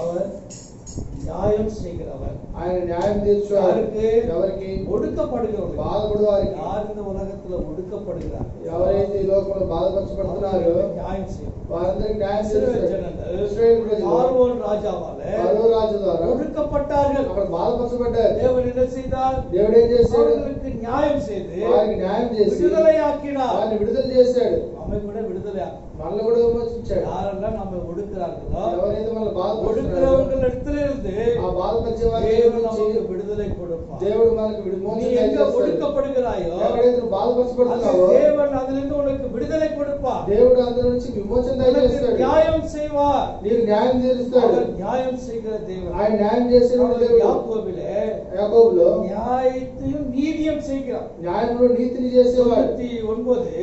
99 சங்கீதம் 99:4 కీర్తనలు 99వ అధ్యాయం 4వ వచనం. 99:4 சங்கீதம் 99:4 99వ కీర్తన 4వ వచనం. ராஜாவின் வல்லமை ஆ. நீதியும் பிரியப்படுகிறது. ஆ. தேவரின் நியாயத்தை நிலைநிறுத்துகிறீர். ஆ. நீர் யாக்கோபில் நியாயமும் நீதியும் செய்கிறீர். நீ யாக்கோபிலே நியாயமும் நீதியும் செய்கிறீர். యాకోబు సంతతి మధ్య నీవు నీతి న్యాయములు జరిగించున్నావు. பிரியமானவர்களே, ప్రియమైనవారా, யாக்கோபு என்றால் యాకోబు అనగా அவருடைய ஜனங்கள். ఆయన యొక్క ప్రజలు. நாம் தான் அவருடைய ஜனங்கள். మనమే ఆయన ప్రజలు. நமக்கு அவர் நியாயமும் நீதியும் செய்கிற தேவன். మనకు ఆయన న్యాయం నీతిని తీర్చేటువంటి దేవుడు. உலகம் என்ன செய்கிறது? కానీ లోకం ఏం చేస్తుంది? நியாயத்தை புரட்டுகிறது. న్యాయాన్ని దొర్లిస్తుంది. ஆபக்கு 1ஆம் அதிகாரம் హబక్కూకు 1వ అధ్యాయము 4வது வசனம். 4వ వచనం. ஆபக்கு 1:4 హబక్కూకు 1వ అధ్యాయం 4వ பாருங்க, எவ்வளவு தெளிவா சொல்லப்பட்டிருக்கிறது பாருங்க. ஆ, ஆகையால் ஆ. நியாயப்பிரமாணம் பலனற்றதாகி ஆ. நியாயம் ஒருபோதும் செல்லாமல் போகிறது. ஆ. துன்மார்க்கன் நீதிமானை வளைந்து கொள்கிறான். ஆ. ஆதலால் நியாயம் புரட்டப்படுகிறது. நியாயம் புரட்டப்படுகிறது. న్యాయం చెడిపోతున్నది. எங்க புரட்டப்படுகிறது? ఎక్కడ చెడిపోతున్నది? பூமியிலே நியாயம் புரட்டப்படுகிறது. భూలోకంలో న్యాయం ఒక దేవుడి చెడిపోతున్నది. సింహాసనం దేవుడి సింహాసనం பரலோகத்தில் இருக்கிறது. పరలోకంలో ఉన్నది. அவருடைய கண்கள் நம்மை பார்க்கிறது. ఆయన కళ్ళు మనం చూస్తున్నవి. நமக்கு நியாயம் செய்கிற சிங்காசனம். మనకి న్యాయం తీర్చేటువంటి సింహాసనం. ஆண்டவராகிய இயேசு கிறிஸ்து ప్రభువైన యేసుక్రీస్తు వారు சிங்காசனத்தில் உட்கார்ந்து సింహాసనం మీద కూర్చొని நமக்கு நியாயம் செய்வார். మనకి న్యాయం எங்க తీరుస్తాడు. உன்னுடைய நியாயம் புரட்டப்படுகிறதோ, ఎక్కడైతే న్యాయం చెడిపోయినదో, எங்க உன்னுடைய நியாயம் எடுத்து போடப்படுகிறதோ, ఎక్కడ నీ న్యాయం ఒక తీసివేయబడిందో, அங்கே தேவன் உனக்கு நியாயம் செய்வார். ఆ స్థలంలో దేవుడు నీకు న్యాయం తీరుస్తాడు. இந்த வருஷத்துல చూడండి, ఈ సంవత్సరంలో நமக்கு நியாயம் செய்து கொண்டே ప్రభు మనకి న్యాయం చేస్తూనే ఉంటాడు. நீதியும் செய்வார். దాంతో కూడా నీతి కూడా జరిగిస్తాడు. அவருடைய நீதி கூட ఆ నీతి కూడా எப்படி இருக்கிறது பாருங்க. ఏ విధంగా ఉంటుంది చూడండి. நீதிமொழிகள் 16ஆம் அதிகாரம் 12வது వచనం. సామెతల గ్రంథం 16వ అధ్యాయం 12వ వచనం. 16 12. 16వ అధ్యాయం 12వ వచనం. அநியாயம் செய்வது ராஜாக்களுக்கு அருவருப்பு. ஆ, நீதியினால் சிங்காசனம் உறுதிப்படும். நீதியினால் சிங்காசனம் உறுதிப்படும். నీతి వలన సింహాసనం స్థిరపరచబడును. யாருடைய நீதி? ఎవరి యొక్క నీతి? தேவனுடைய நீதி. దేవుని యొక్క నీతి. அந்த நியாயம் என்ன பார்த்தோம்? న్యాయం అనే కార్యం ఏం చేశారు? சிங்காசனத்தின் ஆதாரம் என்று பார்த்தோம். సింహాసనానికి ఆధారం ఏం நீதி చేశారు? என்ன பார்க்கிறோம்? ఇక నీతి ఏం చూస్తున్నాం? சிங்காசனத்தின் உறுதி என்று பார்க்கிறோம். సింహాసనం యొక్క స్థిరత్వం చూస్తున్నాం. இயேசு கிறிஸ்து ప్రభు యేసుక్రీస్తు వారు நீதி கெடு செய்கிறவர் அல்ல. అక్కడ అనీతి చేసేవాడు அவர் కాదు. நமக்கு நீதி செய்கிறவர். ఆయన నీతి చేసేవాడు. அவருடைய நீதி என்றென்றைக்கும் இருக்கும். ఆయన నీతి యుగయుగములుండును. சங்கீதம் 111:3 కీర్తన 111:3 111:3 కీర్తన அவருடைய 3 செயல் மகிமையும் மகத்துவம் உள்ளது. அவருடைய நீதி என்றென்றைக்கும் இருக்கும். ఆయన క్రియలు మహత్యం కలిగినవి. ఆయన నీతి యుగయుగములుండును. அவருடைய நீதி என்றென்றைக்கும் இருக்கும். ఆయన నీతి యుగయుగములుండును. எனக்கு நீதி செய்யலையே, నాకు నీతి చేయలేదు, எனக்கு நியாயம் செய்யலையே, ఆయన న్యాయం చేయలేదు நீ நினைக்க வேண்டாம். నువ్వు అనుకోవద్దు. தேவனுக்கு கண்டிப்பா நீதி செய்வார். దేవుడు ఖచ్చితంగా నీకు నీతి జరిగిస్తాడు. தேவனுக்கு கண்டிப்பாக நியாயம் దేవుడు செய்வார். ఖచ్చితంగా నీకు న్యాయం அவர் జరిగిస్తాడు. அநீதி உள்ளவர் அல்ல. ఆయన అనీతి కలిగిన వాడు కాదు. உன்னுடைய பிரயாசத்தின் பலனை கண்டிப்பாக உனக்கு தருவார். ఈ యొక్క ప్రయాసానికి కలిగిన ఫలితాన్ని ఆయన ఖచ్చితంగా அவருக்கு ఇస్తాడు. அநியாயம் செய்கிற ఆయన தேவன் నీకు அல்ல. అన్యాయం చేసే దేవుడు కాదు. அவருடைய சிங்காசனம், ఆయన సింహాసనము, அவருடைய நீதி நியாயமான சிங்காசன ஆதாரம். నీతి న్యాయములైన సింహాసనానికి ఆధారంగా ఉన్నవి. நீதி சிங்காசனத்தின் உறுதி. ఆయన యొక్క నీతి సింహాసనానికి స్థిరమైనది. உனக்கு நீதி செய்வார். నీకు నీతి உனக்கு எங்க జరిగిస్తాడు. நீதி வேணும்? నీకు ఎక్కడ నీతి அந்த కావాలి? இடத்துல உனக்கு நீதி செய்வார். ఆ స్థలంలో నీకు నీతి జరిగిస్తాడు. சிங்காசனங்கள் இருக்கு. లోకంలో సింహాసనాలు ఉంటున్నవి. நீதி அரசர்கள் உட்கார்ந்து இருப்பாங்க. అక్కడ నీతి కలిగిన అధిపతులు కూర్చుంటారు. உனக்கு நீதி கிடைக்காது. అక్కడికి వెళ్తే నీకు నీతి దొరకదు. எங்க சொல்றது தெரியுமா? நானு ఎక్కడ చెప్తున్నా తెలుసా? కోర్టు. కోర్టు కోర్టు அங்க நீதி அரசர்கள் உட்கார்ந்து இருப்பாங்க. అక్కడ న్యాయం తీర్చే వారు కూర్చొని ఉంటారు. அங்க போன உனக்கு நீதி கிடைக்காது. అక్కడికి వెళ్ళినట్లు నీతి அங்க దొరకదు. இருக்கிறதெல்லாம் அநீதிதான். అక్కడ ఉన్నదంతా నీతి. தேவனுடைய சிங்காசனம் కానీ இருக்கு. దేవునికి సింహాసనం ఉన్నది. அவர் நீதிமான், ఆయన నీతిమంతుడు. அவர் உத்தமர். ఆయన ఉత్తమమైన உனக்கு వాడు. நீதி தான் செய்வார். ఆయన నీతి మాత్రమే உனக்கு జరిగిస్తాడు. எங்க நீதி வேணுமோ నీకు ఎక్కడ నీతి కావాలో அந்த நீதி உனக்கு தரும். అక్కడ నీతి ఆయన அவர் జరిగిస్తాడు. எப்படிப்பட்ட ராஜா தெரியுமா? ఆయన ఎటువంటి రాజు తెలుసా? நீதியின் ராஜா. నీతి కలిగిన రాజు. எபிரேயர் ఎబ్రీ గ్రంథం 7ஆம் அதிகாரம் 7వ అధ్యాయం 2வது வசனம். 2వ వచనం. அவருக்கு என்ன பேருன்னா ఆయనకి ఏం పేరంటే மெல்கிசேதேக். మెల్కీసెదెకు. மெல்கிசேதேக் என்றால் మెల్కీసెదెకు అంటే நீதியின் ராஜா. నీతి కలిగిన రాజు. உனக்கு நீதி செய்கிற ராஜா. నీకు నీతి జరిగించేటువంటి రాజు. பிரியமானவர்களே, అవును ప్రియమైన ராஜா உனக்கு நீதி கண்டிப்பா ఆ செய்வார். రాజు నీకు నిశ్చయంగా నీతి జరిగిస్తాడు. மட்டுமல்ல, అది మాత్రం కాదు. ஏசாயா புஸ்தகம் యెషయా గ్రంథము 41ஆம் அதிகாரம் 41వ అధ్యాయం 10ஆம் వచனத்தில் என்ன சொல்கிறது? 10వ వచనం ఏం చెప్పబడింది? கடைசி லைன்ல ఆఖరి భాగం ఏం என்ன చెప్పబడింది? சொல்கிறது? ఏం చెప్పబడింది? எனது வலது கரத்தின் நீதியால் உன்னை தாங்குவேன். నా కుడి చేతి అక్కడ నీతి ద్వారా నేను కాపాడుతాను. எப்படி தாங்குவாரா? ఏ విధంగా அவருடைய కాపాడుతాడు? வலது கரத்தின் நீதியால் உன்னை தாங்குவார். ఆయన కుడి బాహు నీతి ద్వారా నేను కాపాడుతాడు. தாங்குகிற தேவன் మనల్ని కాపాడువాడు దేవుడు. தாவீதை தாங்கினார். అక్కడ దావీదును భరించాడు. சங்கீதம் కీర్తనలో 18ஆம் சங்கீதம் 18వ కీర్తన 35ஆம் வசனத்துல 35వ వచనం. தாவீது என்ன சொல்கிறார்? దావీదు ఏం చెప్తున్నాడు? உமது வலது கரம் என்னை தாங்குகிறது. నీ కుడి హస్తం నన్ను అక్కడ ఆదరిస్తున్నది. உமது வலது கரம் என்னை தாங்குகிறது. నీ కుడి హస్తం నన్ను ఆదరిస్తుందని இந்த చెప్తున్నాడు. வருஷம்லாம் நம்ம தாங்குவார். ఈ సంవత్సరం అంతా కూడా మనల్ని எப்படி ఆదరిస్తాడు. தாங்குவாரு? ఏ విధంగా அவருடைய ఆదరిస్తాడు? நீதியின் வலது கரத்தினால உன்னை தாங்குவார். ఆయన కుడి చేయి ద్వారా నీతి కలిగిన కుడి చేయి ద్వారా మనల్ని ఆదుకుంటాడు. நீ போகிற இடத்துலெல்லாம் మనం వెళ్ళే స్థలం అంతా కూడా அவருடைய வலது கரம் உன் மேல இருக்கும். ఆయన కుడి చేయి హస్తం మన మీద அவருடைய ఉంటుంది. நீதி உன் மேல வைப்பார். ఆయన నీతిని మన మీద ఉంచుతాడు. நீ எங்க போனாலும் నువ్వు ఎక్కడికి వెళ్ళినప్పుడు உனக்கு நீதி கிடைக்கும்படியாக செய்வார். నీకు నీతి దొరికే విధంగా చేస్తాడు. பாருங்க, ஒரு வசனத்தை வாசிப்போம். చూడండి, ఒక వాక్యం చదువుకుందాం. 1 கொரிந்தியர் 1 కొరింథీయులకు రాసిన 15వ పత్రిక, అధికారం. 15వ అధ్యాయము 1 కొరింథీయర్ 15వ అధికారం 1 కొరింథీయులకు రాసిన పత్రిక 58వ 15వ అధ్యాయం 58వ వచనం. 58. ஆதலால் எனக்கு பிரியமான சகோதரரே, கர்த்தருக்குள் நீங்கள் படுகிற பிரயாசம் விருதாவாய் இராதென்று அறிந்து, நீங்கள் உறுதிப்பட்டவர்களாகவும் அசையாதவர்களாயும் கர்த்தருடைய கிரியையிலே எப்பொழுதும் பெருகுகிறவர்களாயும் இருப்பீர்களாக. எபிரேயர் 9:10 6:10 படிக்கும். ఎబ్రియులకు రాసిన పత్రిక எபிரேயர் 6:10. 6:10. ஏனென்றால் உங்கள் கிரியைகளையும் நீங்கள் பரிசுத்தவான்களுக்கு ஊழியம் செய்திருந்தாலும்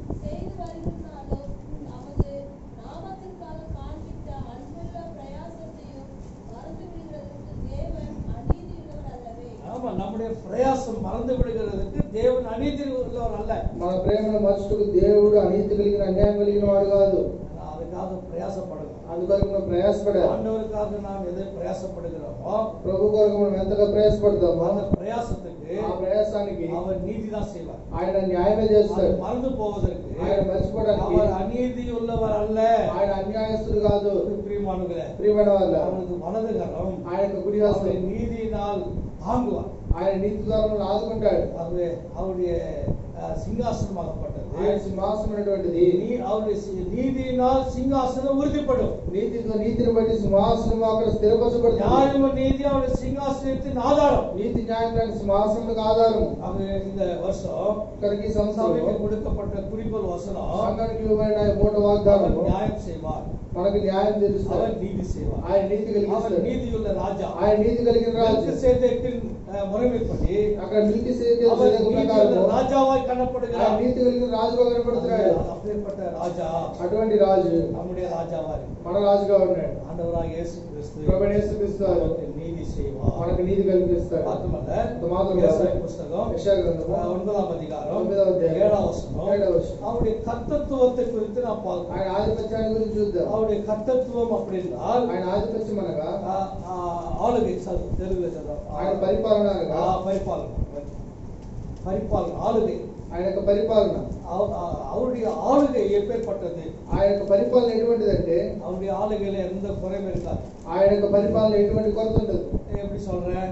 ఎందుకు ఏ విధంగా చెప్తున్నాడు? இஸ்ரவேல் ஜனங்களை தேவன் ஆளுகை செய்து கொண்டு வந்தார். ఇశ్రాయేల్ ప్రజలను దేవుడు అక్కడ పరిపాలిస్తున్నాడు. யாரை கொண்டு ஆளுகை செய்தார்? ఎవరిని బట్టి పరిపాలిస్తున్నాడు? சாமுவேலை கொண்டு ஆளுகை செய்தார். సమూయేలుని బట్టి அப்ப పరిపాలిస్తున్నాడు. ராஜா இல்ல. అప్పుడు రాజు లేడు. அதுக்கு முன்பாக అంతకు ముందుగా சாமுவேல் தீர்க்கதரிசி மூலமாக, సమూయేలు ప్రవక్త ద్వారా, தேவனுடைய மனுஷன் மூலமாக దేవుని యొక్క మనిషి அந்த ద్వారా ஜனங்களை ஆளுகை செய்தார். ఆ ప్రజలందరూ కూడా పరిపాలిస్తున్నాడు. தேவ ஜனங்களை దేవుని ప్రజలు அவர் ஆளுகை செய்ய வேண்டும் என்று விரும்புகிறார். ఆయన పరిపాలన చేయాలని ఇష్టపడుతున్నాడు. அதுக்காகத்தான் అందుకొరకై எகிப்திலிருந்து அவர்களை கொண்டு வந்தார். ఐగుప్తు దేశం నుంచి వారిని తీసుకొని వచ్చాడు. அடிமைத்தனத்திலிருந்து கொண்டு வந்தார். దాసత్వం నుంచి తీసుకొని వచ్చాడు. அவரை அவர்களுக்கு வெளிப்படுத்தி கொண்டார். ఆయనను కనపరుచుకున్నాడు. அவர் எப்பேற்பட்ட மகத்துவம் வல்லமுள்ள தேவன் என்பதை வெளிப்படுத்தி கொண்டார். ఆయన ఎటువంటి మహత్వం కలిగిన శక్తి కలిగిన దేవుడు ఆయన కనపరుచుకున్నాడు. அப்படியே அவர்கள் வரும்பொழுது ఆ విధంగా వారు వచ్చేటప్పుడు பாருங்க, சாமுவேல் காலத்துல చూడండి, సమూయేలు కాలంలో சாமுவேலை கொண்டு సమూయేలును బట్టి அவர்களுக்கு ஆளுகை கொடுத்தார். వారికి పరిపాలన ఇచ్చాడు. அதுக்கு முன்பாக நியாயாதிபதிகளை வைத்தார். అంతకు ముందుగా న్యాయాధిపతులను ఉంచాడు. நியாயாதிபதிகளை கூட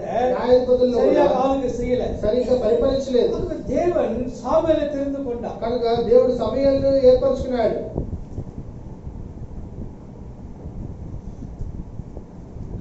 சாமுவேலை தெரிந்து கொண்டு సమూయేలును ఏర్పరచుకొని தேவன் அந்த ஜனங்களை ஆளுகை செய்து கொள்வது దేవుడు ఆ ప్రజలను అక్కడ పరిపాలిస్తున్నప్పుడు அவர்களுக்கு எந்த குறைவும் இல்லாமல் இருந்தது. వారికి ఏ కొరత కూడా లేకుండా ఉన్నది.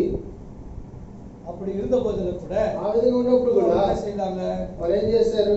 எங்களை ஆளுவதற்கு మమ్మల్ని పరిపాలించడానికి எங்களுக்கு ஒரு ராஜா வேணும். మాకు ఒక రాజు కావాలని யார் అడుగుతున్నారు. வேணுமா? ఎవరు కావాలని అడుగుతున్నారు? ஆளுகை செய்வதற்கு పరిపాలించడానికి ராஜா வேணும். రాజు కావాలని ஏன் எந்த అడుగుతున్నారు. குறை அவர்கிட்ட இருந்தது? వారికి ఏ కొరత ఉన్నది? எந்த குறை இல்ல. ఏ కొరత ఉన్నది? వారికి அவங்க வேலை செய்தாங்களா? వారు పని చేశారా? இல்ல. లేదు. கஷ்டப்பட்டாங்களா? కష్టపడ్డారా? இல்ல. లేదు. வேர்வை சிந்தினாங்களா? అక్కడ చెమటగా இல்ல. ఇచ్చారా? లేదు. அற்புதங்களை செய்து கொண்டு வந்தார். ఆశ్చర్యకార్యాలు చేస్తూ వచ్చాడు. யாருக்கு இடம் கொடுத்தாங்க? ఎవరికి వారు స్థలం ఇచ్చారు? ராஜா மாம்சமான ஒரு ராஜாவை கொண்டு வந்து வைத்துக் கொண்டார். ఒక శరీర సంబంధమైన రాజును కావాలని எங்களுக்கு ராஜா కోరుకుంటున్నారు. இருக்கத்தான் வேண்டும். మాకు రాజు అవసరం అవుతున్నాడు అని చెప్తున్నారు. பிரியமானவர்களே, ప్రియమైన நம்முடைய వారు, வாழ்க்கையில మన జీవితంలో கர்த்தர் நம்மை ஆளுகை செய்யும் போது ప్రభు మనల్ని పరిపాలించేటప్పుడు அவருடைய நடத்துதல் ఆయన యొక్క నడిపింపు அருணோதயம். అక్కడ అరుణోదయం అంటుంది. அவருடைய நடத்துதல் ఆయన నడిపింపు அற்புதம். ఆశ్చర్యం. அவருடைய நடத்துதல் ఆయన నడిపింపు ஆச்சரியம். ఆశ్చర్యం.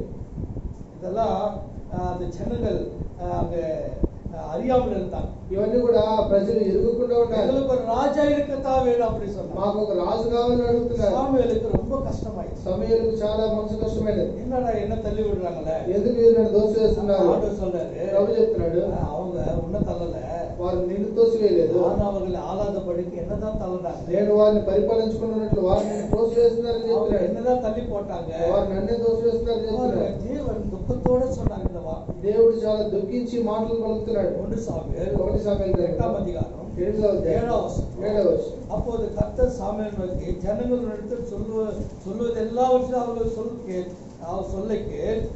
அவர்கள் உன்னை தள்ளவில்லை, நான் அவர்களை ஆளாதபடிக்கு என்னை தள்ளினான். అందుకు యెహోవా సమూయేలుకు సెలవిచ్చినదేమనగా, జనులు నీతో చెప్పిన మాటలన్నిటి ప్రకారం జరిగింపుము.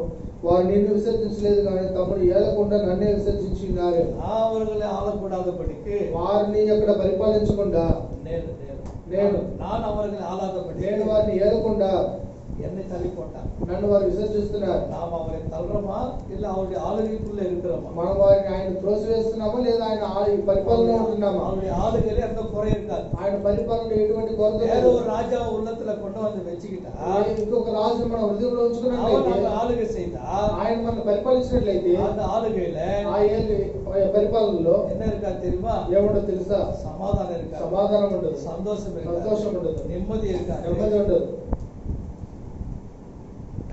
ஆனா தேவனுடைய ஆளுகையில కానీ దేవుని యొక్క పరిపాలనలో சமாதானம், సమాధానం ఉంటుంది, நிம்மதி இருக்கு, నెమ్మది ఉంటుంది, சந்தோஷம் இருக்கு, సంతోషం ఉంటుంది. அதோட கூட దాంతో కూడా திருப்தி இருக்கும். తృప్తి ఉంటుంది. யாருடைய ஆளுகை வேணும் நமக்கு? మనకి ఎవరి పరిపాలన కావాలి? ஆகவே இந்த ஆண்டவராக இயேசு கிறிஸ்து குறித்து ஏசாயா 9:6 சொல்லும் பொழுது ప్రభు యేసుక్రీస్తు వారి గురించి యెషయా 9:6 చెప్పేటప్పుడు, கர்த்தத்துவம் அவர் தோளின் மேல் இருக்கும், అక్కడ రాజ్యభారం ఆయన భుజం మీద ఉంటుంది. ராஜ்ய பாரம் அவர் மேல இருக்கும். రాజ్యభారం ఆయన భుజం మీద ఉంటుంది. பிரியமானவர்களே, ప్రియమైన వారు, நம்முடைய பாரத்தெல்லாம் சுமந்த మన தேவன், భారం మోసే దేవుడు, சுமக்கிற தேவன். అక్కడ మోసేటువంటి என்ன దేవుడు. சொன்னாரு? ఏం చెప్తున్నాడు? உன் பாரத்தை என் மேல வைத்து விடு, నీ భారం నా మీద మోపమని చెప్తున్నాడు. நான் உன்னை ஆதரிப்பேன். నేను నిన్ను ఆదుకుంటానని చెప్తున్నాడు. வார்த்தை யார் சொல்ல முடியும்? ఈ వాటిని ఎవరు చెప్పగలరు? யாரோ சொல்ல முடியுமா? ఎవరైనా చెప్పగలరా?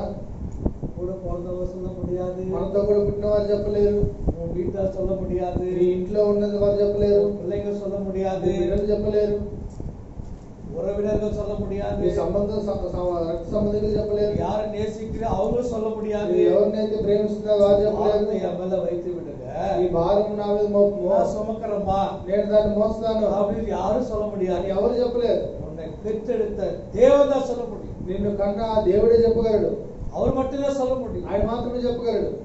உன் பாரத்தை என் மீது வைத்து விடு, ఈ భారం నా మీద మోపము, எப்பேற்பட்ட பாரமா இருந்தாலும் ఎటువంటి భారమైనప్పటికీ அவர் மேல வைத்து விடு. ఆయన మీద మోపడు. அவருடைய ஆளுகைக்குள்ள வா, ఆయన పరిపాలనలోకి రండి. அவர் உன்னை நடத்துவா, ఆయన నిన్ను నడిపిస్తాడు. உனக்கு எல்லா உதவி செய்வா, ఆయనకి అన్ని సహాయం உனக்கு చేస్తాడు. எந்த குறை இருக்காது. నీకు ఏ కొరత ఉండదు. இஸ்ரவேல் ஜனங்களை நடத்தினாங்க, ఇశ్రాయేలు ప్రజలు నడిపించాడు, అరణ్యంలో அவங்களுக்கு నడిపించాడు. எந்த குறை இருந்தது? వారికి ఏ కొరత వాళ్ళు ఉంది? ஏஞ்ச உடனே ஆகாரம் வருது. ఉదయకాలం లేచిన వెంటనే ఆహారం వస్తుంది. எகிப்தை பார்த்தாங்க, ఐగుప్తు దేశం చూశారు, அங்க மாம்சம் சாப்பிட்டோம், అక్కడ మాంసం తిన్నాం, எங்களுக்கு மாம்சம் இல்லைன்னா మాకు మాంసం లేదు. ఇక్కడ ஆண்டவர் வானத்திலிருந்து மாம்சத்தை கொடுத்தார். ప్రభు ఆకాశంలో నుంచి వారికి మాంసాన్ని கொடுக்க ఇచ్చాడు. முடியுமான்னு கேட்டாங்க. ఇవ్వదగునా అని இவ்வளவு అడిగారు. லட்சம் பேருக்கு கொடுக்க முடியுமா? ఇంత లక్షల మందికి ఇవ్వగలడా? கொடுத்தாரு. ఇచ్చాడు.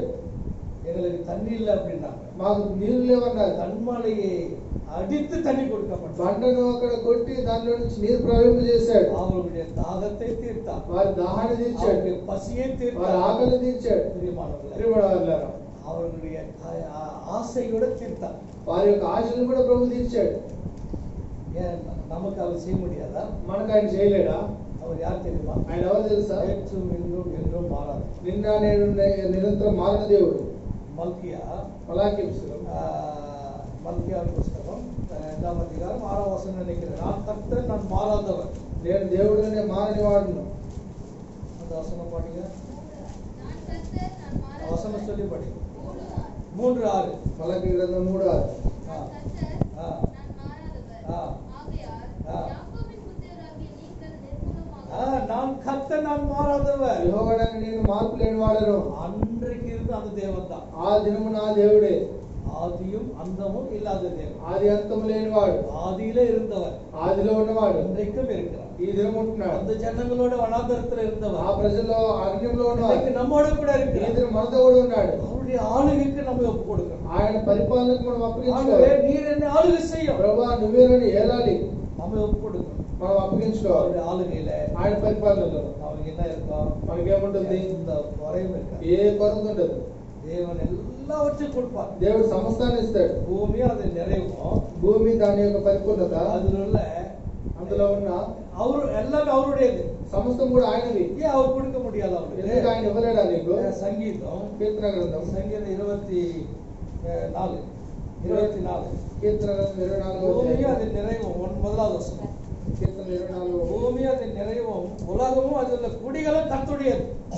భూమి దాని సంపూర్ణత, లోకములు దాని నివాసులు యెహోవాదే. பூமி அது நிறைவும் భూమి దాని సంపూర్ణతయు, உலகமும் அது குடிகளும் கர்த்தருடையது. లోకములు దాని నివాసులు எல்லாமே యెహోవాదే. அவருடையதுதான். సమస్తం ఆయనవే. உனக்கு எல்லாமே கொடுக்க నీకు முடியும். ఆ సమస్తం ఇవ్వగలడు. ஆனா நீ ஒண்ணு செய்யணும். కానీ ఒకటి చేయాలి, அவருடைய ஆளுகைக்குள்ளவா. నువ్వు ఆయన పరిపాలనలోకి రావాలి. உனக்கு நியாயம் செய்வார், ఆయన న్యాయం తీరుస్తాడు, నీతి செய்வார், నీతి చేస్తాడు, உன்னை ஆண்டு నిన్ను పరిపాలించి உனக்கு எந்த குறையில்லாதபடி நடத்துவார். నీకు ఏ కొరత లేకుండా నడిపిస్తాడు. அடுத்தது తర్వాత ஏசாயா புஸ்தகம் యెషయా గ్రంథం 9వ அதிகாரம் 9వ అధ్యాయం 7వ வசனம். 7వ వచనం. என்ன வாசிக்கிறோம்? ఏం చదువుతున్నాం? கர்த்தத்துவத்தில் பெருக்கம்.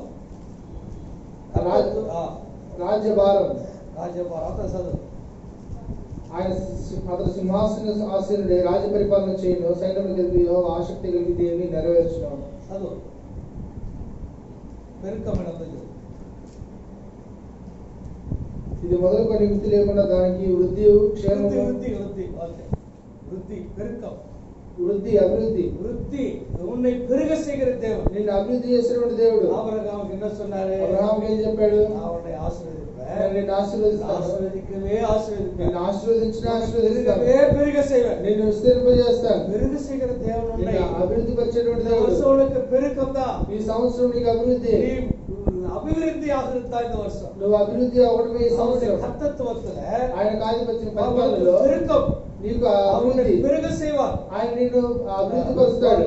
ஆதியாகமம் 17వ அதிகாரம். ఆదికాండం 17వ అధ్యాయం. 17వ அதிகாரம். ఆదికాండం 17వ అధ్యాయం 2வது வசனம் 2వ வாசிங்க. వచనం. நான் உனக்கும் எனக்கும் நடுவாக ஆ. என் உடன்படிக்கை ஏற்படுத்தி ஆ. உன்னை மிகவும் திரளாய் பெருக பண்ணுவேன் என்றார். உடன்படிக்கை ஏற்படுத்தி உன்னை மிகவும் பெருக பண்ணுவேன். నాకును నీకును మధ్య నా నిబంధనను నియమించి నిన్ను అత్యధికంగా అభివృద్ధి పొందించదను. உன்னை மிகவும் பெருக பண்ணுவேன். నిన్ను అత్యధికంగా అభివృద్ధి పొందించదను. உடன்படிக்கை செய்வார். அவன் கூட నిబంధన చేస్తాడు. யாரு? ఎవరైనా பரலோக ராஜா, పరలోక రాజు, மகிமையின் ராஜா, మహిమ కలిగిన రాజు. அந்த ராஜா ఆ రాజు இந்த சராசரங்களை உண்டாக்கின సమస్తాన్ని ராஜா సృష్టించిన దేవుడు என்ன செய்வாரா? ఏం చేస్తున్నాడు? உன்னோட உடன்படிக்கை செய்வார். నీతో నిబంధన చేస్తున్నాడు. உடன்படிக்கை செய்து నిబంధన చేసి உன்னை அபிவிருத்தி ஆக்குவார். నిన్ను అభివృద్ధి పరుస్తాడు. மிகவும் பெருக செய்வேன். నిన్ను విస్తారంగా అభివృద్ధి పరుస్తాడు. இந்த அளவுக்கு அவர் பெருக்கம் இருக்கும். ఎంత మటుకు ఆయన అభివృద్ధి ఉంటుంది? ஒண்ணு இல்ல. ఏం లేదు. ஆதாம் ஏவாளை பார்த்து ஒரே ஒரு வார்த்தை சொன்னார். ఆదాము హవ్వను గురించి ఒక మాట చెప్పాడు. பலினி பெருகுங்கள் அப்படின்னாரு. మీరు అక్కడ అభివృద్ధి పొందని చెప్తున్నాడు. தூக்கம் யாருக்காவது வருதா? ఎవరికైనా నిద్ర వస్తుందా? யாருக்காவது தூக்கம் வருதா? ఎవరికైనా నిద్ర వస్తుందా? போய் கொஞ்சம் முகத்தை கைக்கு వెళ్ళి ముఖం కడుక్కోండి. ரொம்ப இன்ட்ரெஸ்டா போதா? இல்ல போர் அடிக்குதுன்னா சொல்ல நிறுத்துறேன். யாருக்காவது அப்படி இருக்கா? ఎవరికైనా నిద్ర இல்லையா? వస్తుందా? சொல்லாமா? சரி, ஓகே. மொத்தம் சொன்னார். ஏதாவதுன்னா அவர்கிட்ட கேட்டுருக்கேன். என்ன பிரதர் இப்படி சொல்லிட்டீங்களே, எனக்கு ரொம்ப தூக்கம் வருது. ஏதாவது அவர்கிட்ட கேட்டுருங்க. இனி நான் பொறுப்பு இல்லை. சரியா? சொல்லுங்க. சொல்லலாமா இல்ல చెప్పండి. நிறுத்திக்கலாமா? చెప్పొచ్చా? నిలిపివేయచ్చా? இதுல நம்முடைய வாக்குத்தத்தம் கூட இருக்கு. ఇందులో మన వాగ్దానం కూడా ఉంది. பெருக்கத்துல சபைக்கு கொடுக்கப்பட்ட வாக்குத்தத்தம் இருக்கு. సంఘం కొరకు ఇవ్వబడిన వాక్యం కూడా முதல்ல ఉంది. என்ன பார்த்தோம்? మొట్టమొదటి ఏం கர்மேல் చేశారు? சாரோன் కర్మేల్ షారోన్ மீட்கப்பட்டவங்க విమోచింపబడ్డవారు. சீயோனுக்கு வருவாங்க அப்படின்னு சொல்லி సీయోనుకు பார்த்தோம். వస్తారు. கண்டிப்பா நமக்கு சீயோன் இருக்கு మనకు எல்லாருக்கும். ఖచ్చితంగా సీయోను ఉన్నది మనందరికీ. கர்மேல் சாரோன்ல இருக்கிறவங்களுக்கு కర్మేల్ షారోన్ ఉన్న கண்டிப்பா వారికి சீயோன் பிரவேசம் இருக்கு. ఖచ్చితంగా సీయోనులో ప్రవేశం ఉన్నది. அதனால தைரியமா இருக்கு. కనుక ధైర్యంగా ఉండండి. తర్వాత பெருக்கம் అభివృద్ధి. அவனை பெருகவே பெருக செய்வேன். నిన్ను అభివృద్ధి పరుస్తాను. நிஜமானவர்களே, ప్రేమల వల్ల ஆதாம் ஏவாளுக்கு சொன்னாரு, ఆదాము హవ్వను చూసి చెప్పాడు, அவனுக்கு பெருகுங்கள் அப்படின்னாரு. మీరు అభివృద్ధి పొందని చెప్తున్నాడు. அவ்வளவுதான். అంతే. இன்னமும் பெருகி கொண்டேதான் இருக்கிறோம். ఇక్కడ అభివృద్ధి పడుతున్నాం. நாமெல்லாம் யாரு? మనమందరం ఎవరు? ஆதாமுடைய சந்ததி. ఆదాము సంతతి వారు. இவ்வளோ பெருக்கம், ఎంత అభివృద్ధి. அது నిన్ను పోదా? అది నిలబడుతుందా? நிற்கவே நிற்காது. ఎవరిని నిలబడదు. எது வரைக்கும் இருக்கும்? ఎంత పడుకుంటుంది? அது இருக்கும். ఆ అభివృద్ధి உலகத்துல ఈ లోకంలో சென்சஸ் எடுக்கிறாங்க. అక్కడ జనాభా లెక్కలు తీస్తున్నారు. எடுக்கிறாங்க. జనాభా లెక్కలు எத்தனையோ తీస్తున్నారు. கோடி. ఎన్నో కోట్ల మంది. இந்தியால எத்தனை கோடி? யாரோ சொல்ல முடியுமா? భారతదేశంలో ఎంతమంది ఎవరు చెప్పగలరా? எத்தனை கோடி? ఎంతమంది? 130 கோடி. 130 కోట్లు 130 கோடி இந்தியால இருக்கிறாங்க. 130 కోట్ల మంది జనాలు உலகம் முழுவதும் எடுத்துக்கொண்டா ప్రపంచమంతా எத்தனை తీసుకుంటే கோடி? ఎన్ని కోట్లు ఉంటారు? நான் ஏன் இந்த வார்த்தை சொல்றேன்? నేను ఎందుకు ఈ మాట చెప్తున్నాను? யாரோ சொல்லுங்க. ఎవరు చెప్పండి? ஆ? பெருகக்கூடியது.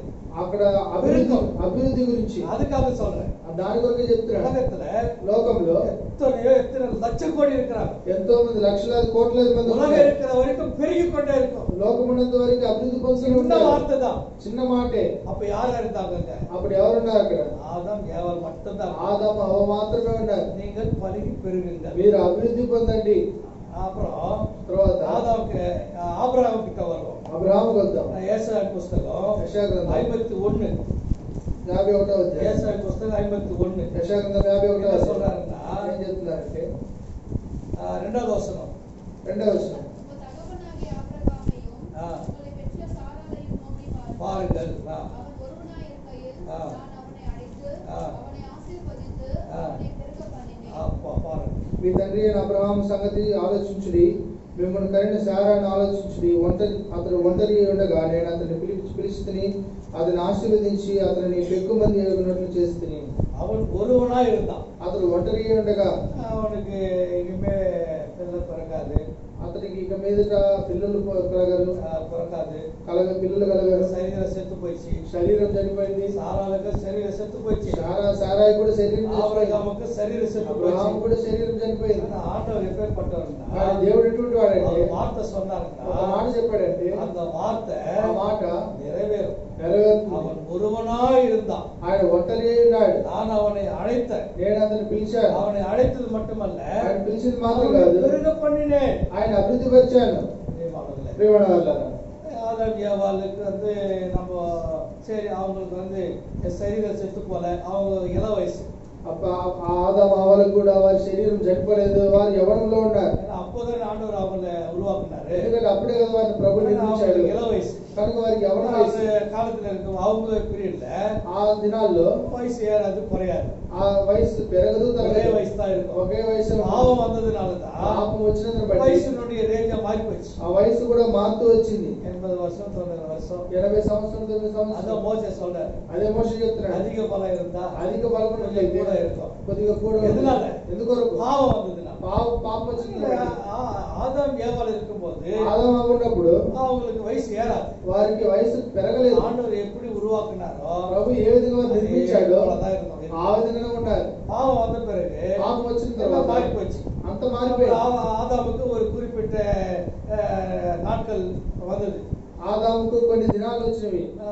நான் எனக்கு 900க்கு மேல இருக்குன்னு நினைக்கிறேன். ఒక 900 సంవత్సరాల పైన யாராவது அந்த கணக்கு சொல்ல முடியுமா? ఎవరైనా లెక్క చెప్పగలరా? ஆதாமுக்கு எத்தனை వయసు? ఆదాముకు ఎన్ని సంవత్సరాలు వాడని? 930 కరెక్టా? 930 సంవత్సరాలు. சரி, ஒரு பார்த்துக்கலாம், அப்புறம் பார்த்துக்கலாம். 930 వయసు. 930 సంవత్సరాలు గలవాడు. ஏதேன் தோட்டத்தில் இருக்கும்போது அவங்களுக்கு వయసు ஏறாது. ఏదైనా తోటలో ఉన్నప్పుడు వారికి వయసు పెరగలేదు, குறையாது. ஒரே மாதிரி தான் இருப்பாங்க. పెరగదు తరగదు, ఒకే విధంగా ఉంటారు. வெளியேற்றப்பட்டாங்கல்ல, అక్కడ నుంచి బయటకు பாவம் పంపించబడిన తర్వాత, పాపం వచ్చిన அப்பதான் తర్వాత వయసు குறிக்கப்பட்டது. అప్పుడే వారికి వయసు ఒక నిర్ణయించబడింది. ஆபிரகாம் அப்படி இல்ல. అబ్రహాం అంటే ఆ 100 విధంగా வயசு 100 సంవత్సరాలు గలవాడు.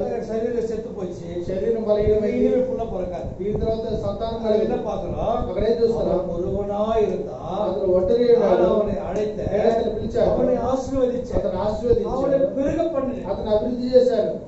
அவனை கூட ஆசீர்வதிப்பான். మనలో కూడా ఆశీర్వదిస్తాడు. கவலையே படாதீங்க. దిగులు పడొద్దు. யாரெல்லாம் கவலைப்படுறீங்களா? ఎవరైతే దిగులు పడుతున్నారో, எனக்கு சந்ததி இல்ல నాకు సంతానం లేదు அப்படின்னு யாராவது கவலைப்படுறீங்களா? ఎవరైనా దిగులు పడుతున్నారా? దిగులు పడొద్దు. கண்டிப்பா ஆண்டவர் தருவார். ఖచ్చితంగా దేవుడు ఇస్తాడు. அவர் மேல நம்ம விசுவாசமா ఆయన మీద విశ్వాసం కలిగి ఉందా? ஆண்டவர் கண்டிப்பா தருவார். ప్రభు ఖచ్చితంగా ఇస్తాడు. பெருக செய்வார். నేను అభివృద్ధి పరుస్తాడు. ஆண்டவர் பெருக்கத்தை கொடுப்பார் இந்த வருஷம். ఈ సంవత్సరం ప్రభు మనకు అభివృద్ధి కలిగి చేస్తాడు. எசேக்கியேல் புஸ்தகம், యెహెజ్కేలు గ్రంథము, எசேக்கியா యెహెజ్కేలు గ్రంథము 30 எரேமியா 33 படிக்கும். 23:3 படிக்கும். ఇర్మియా గ్రంథము 33 23:3. 23వ అధ్యాయం 3వ వచనం. நான் என் நாடுகளில் மீதியாயிருப்பவைகளை ஆ. சுரத்தியிருந்த எல்லா தேசங்களிலுமிருந்து சேர்த்து ஆ. அவைகளை திரும்ப அவைகளின் தொழுவங்களுக்கு கொண்டு வருவேன். ஆ. அப்பொழுது அவைகள் பலுகி பெருகும்.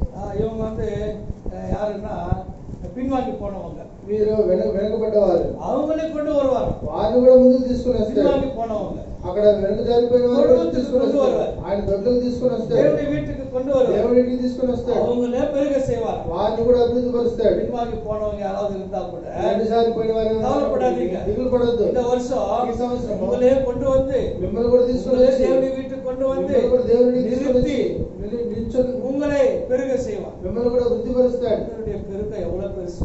దేవుడి యొక్క వృద్ధి ఎంత గొప్పది. இப்போ வாங்க நம்ம வாக்குத்தத்த சபைக்கு கொடுத்த வாக்குத்தத்த பாருங்க. ఇప్పుడు చూడండి సంఘానికి వాగ్దానం చూడండి. நிறைய பேருக்கு தெரியும் நினைக்கிறேன். அநேக யாராவது பேருக்கு சொல்ல சொல்ல முடியுமா? எசேக்கியேல் 36, எசேக்கியேல் 36, 37, 38 యేసుకేలు గ్రంథం 36వ అధ్యాయము. என்ன சொல்றாரு? இங்கே கர்த்தராகிய சொல்றாரு. ஆண்டவர் சொல்லுகிறது என்னவென்றால், இஸ்ரவேல் வம்சத்தாருக்காக நான் இதை அனுக்கிரகம் செய்யும்படி அவர்களிடத்தில் விண்ணப்பம் பண்ண வேண்டும்.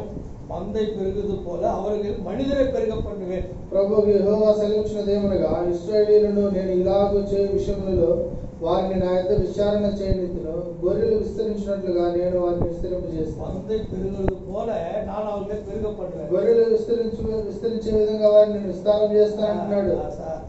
தெருல பாருங்க, ஆடுகள் குறிப்பிடப்பட்டிருக்கிறது. అక్కడ తెలుగులో గొర్రెలను రాయబడింది. மந்தைன்னா ஆடுகள் தான். అక్కడ తెలుగులో గొర్రెలను రాయబడింది. ஆட்டின் மந்தை நம்ம பார்ப்போம் இல்லையா? అక్కడ గొర్రెల మందను మనం చూస్తాం కదా. ஆமா, அந்த మార్కెట్ல ஆட்டு மந்தைய விற்பாங்க. అక్కడ మార్కెట్ లో மந்த மந்தையா இருக்கும். అక్కడ గొర్రెల మందలు ఉంటాయి. గ్యాప్ కూడా இருக்காது அந்த மந்தையில. కొద్దిగా సందు కూడా ఉండదు.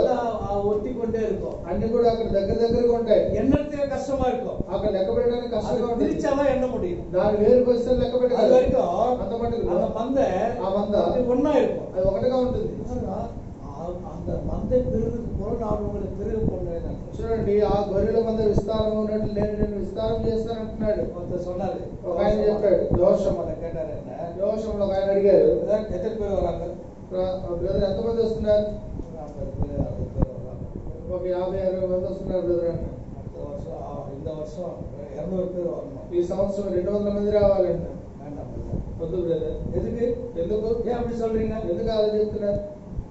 பெருசா இருந்தா పెద్దదిగా ఉంటే சண்டை வரும், అక్కడ గొడవలు వస్తాయి, பிரச்சனைகள் வரும். అక్కడ సమస్యలు వస్తాయి. சின்ன மந்தையா இருந்தா చిన్న మంది ఉంటే அங்க சமாதானம் இருக்கும். అక్కడ సమాధానం ఉండదు బ్రదర్. ஜனங்க சந்தோஷமா வருவாங்க, అక్కడ ప్రజలు సంతోషంగా వస్తారు, சந்தோஷமா போவாங்க. సంతోషంగా వెళ్తారు. ஒருத்தர் முகத்தை ஒருத்தர் பார்த்து ఒకరి ముఖాన్ని ఒకరు చూసుకొని திருப்பிக்கிட்டு போக மாட்டாங்க, తిప్పుకొని వెళ్ళరు, சந்தோஷமா போவாங்க. సంతోషంగా వెళ్తారు. தேவனுடைய வீட்டுக்கு வருது எதுக்கு? దేవుడింటికి వచ్చేది ఎందుకు? சந்தோஷத்துக்காக வராங்க, సంతోషం కొరకు వస్తున్నారు, சமாதானத்துக்காக வராங்க. సమాధానం కోసం వస్తున్నారు. அது இருந்தா போதும் பிரதர். అది ఉంటే చాలు அது సహోదరుడు, எனக்கு போதும், అది నాకు చాలు, அதுதான் எனக்கு வேணும். అదే నాకు కావాలి. இந்த காலத்துல ఈ కాలంలో பெரிய பெரிய மந்தைங்க எல்லாம் இருக்கு. గొప్ప గొప్ప మందలు, గొర్రెల మందలు ఉన్నాయి. அங்கெல்லாம் பார்த்தா అక్కడ చూసినట్లయితే நமக்கு உட்கார்த்துக்கே பிடிக்காது. நமக்கு మనకు అక్కడ కూర్చునడానికి ఇష్టం ఉండదు. ஆண்டு நம்ம அப்படி செய்ய மாட்டாரு. కానీ ప్రభు మనల్ని అదికి చేయడు. அந்த அளவுக்கு தேவன் அப்பேற்பட்ட தேவ பிள்ளைகளை கொடுக்கல. అటువంటి దేవుడి బిడ్డలు మనకి ఇవ్వలేదు దేవుడు. இந்த மந்த பெருகும், ఈ గొర్రెలుగా మంద విస్తారం கொண்டே போகும், విస్తారం అవుతుంది, இங்கிருந்து பெருகும், ఇక్కడ నుంచి విస్తారం அநேக అవుతుంది, இடங்களுக்கு போகும். అనేక స్థలాలకు அதுதான் వెళ్తుంది. அவருடைய விசுவாசம். అదే మనకి విశ్వాసం. அவருடைய கர்த்தத்துவம் ఆయన యొక్క పరిపాలన பெருக்கத்தை கொடுக்கும். విస్తరింపజేస్తాడు. கடைசியாக ஒன்று சொல்லி முடிக்கிறேன். ఆఖరిగా ఒకటి చెప్పి ముగిస్తాను. என்ன இருக்கு கடைசியில? ఆఖరిగా ఏముంటుంది? இதான் ரொம்ப முக்கியம் இல்ல? ఇదే చాలా ప్రాముఖ్యమైనది కదా. தெலுங்குல அந்த வார்த்தை சரியா கொடுக்கல, சமாதானம் என்ற வார்த்தை சரியா கொடுக்கல. తెలుగులో ఆ మాట సరిగ్గా రాయబడలేదు. வீட்டுக்கு போயிட்டு நல்லா படுத்து தூங்கிடுங்க.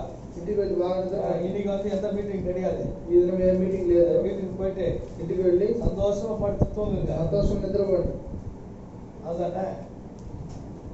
என்ன பிரதர் இவ்வளவு நேரம் ஆக்கிட்டீங்களா பிரதர்? எங்களை கர்த்தருடைய வீட்டுல ప్రభు ఇంట్లో நாம் இருப்பது, మనం నివసించడం, பாதப்படியில் உட்கார்ந்து ఆయన పాద సన్నిధిలో அவருடைய కూర్చోవడం, வார்த்தை கேட்பது, ఆయన మాటలు వినడం நமக்கு கொடுத்திருக்கிற பாக்கியம். మనకి ఇచ్చినటువంటి ధన్యత.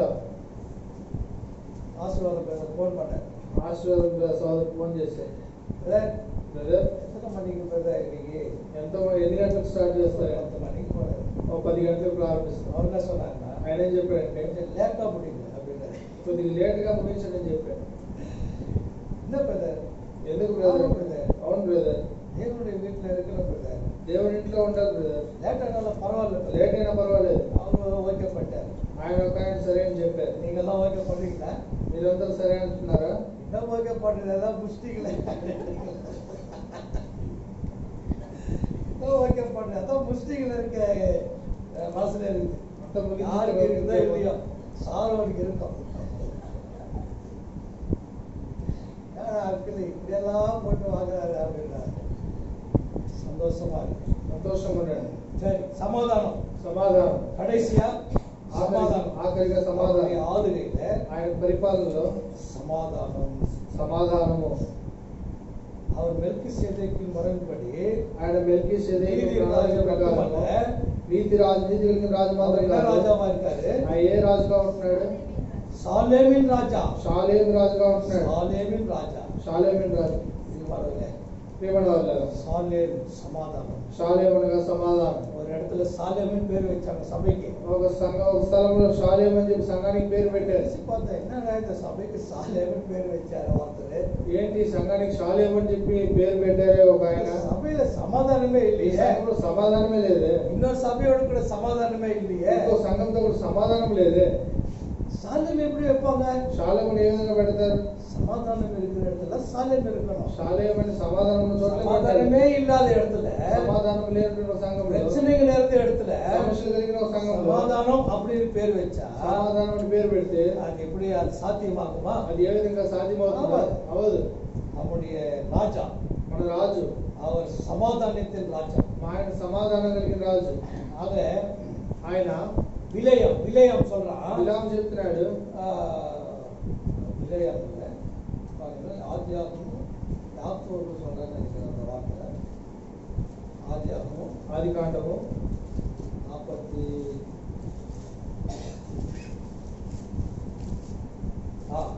49 அதிகாரம் 10வது வசனம். ఆది కాండం 49వ అధ్యాయం 10వ వచనం. சமாதானக்கர்த்தர் வருமளவும் செங்கோல் யூதாவை விட்டு நீங்குவதும் இல்லை. நியாயப்பிரமாணிக்கன் அவன் பாதகனை விட்டு ஒழிவதும் இல்லை. ஜனங்கள் அவரிடத்தில் சேருவார்கள். சமாதான கர்த்தர் வருமளவும், షిలోహు వచ్చే వరకు சமாதான கர்த்தர், సమాధాన ప్రభు, சமாதான பிரபு.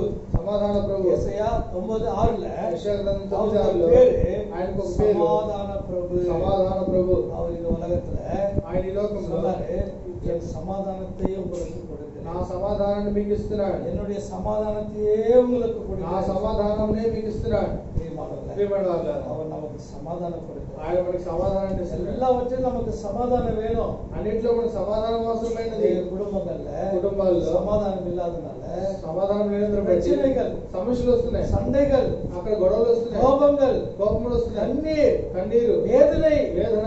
ஏன்? ఎందుకు? சமாதானம் இல்லை. సమాధానం లేదు. தனிப்பட்ட வாழ்க்கையில கூட சமாதானம் இருக்காது. వ్యక్తిగత జీవితంలో కూడా సమాధానం ఉండదు. தனிப்பட்ட வாழ்க்கையில சமாதானம் இல்லாதவங்க என்ன செய்யறாங்க? వ్యక్తిగత జీవితంలో సమాధానం లేని వారు ఏం చేస్తారంటే, உலகமே வேண்டாம் எனக்கு, ఈ లోకమే నాకు వద్దు, இதோட நான் முடிச்சுக்கிறேன், ఇద్దరితోనే ముగిస్తాను, ஏதாவது ஒண்ணு பண்ணிட்டு போயிடறாங்க. ఏదో ఒకటి చేసి ముగించుకుంటా.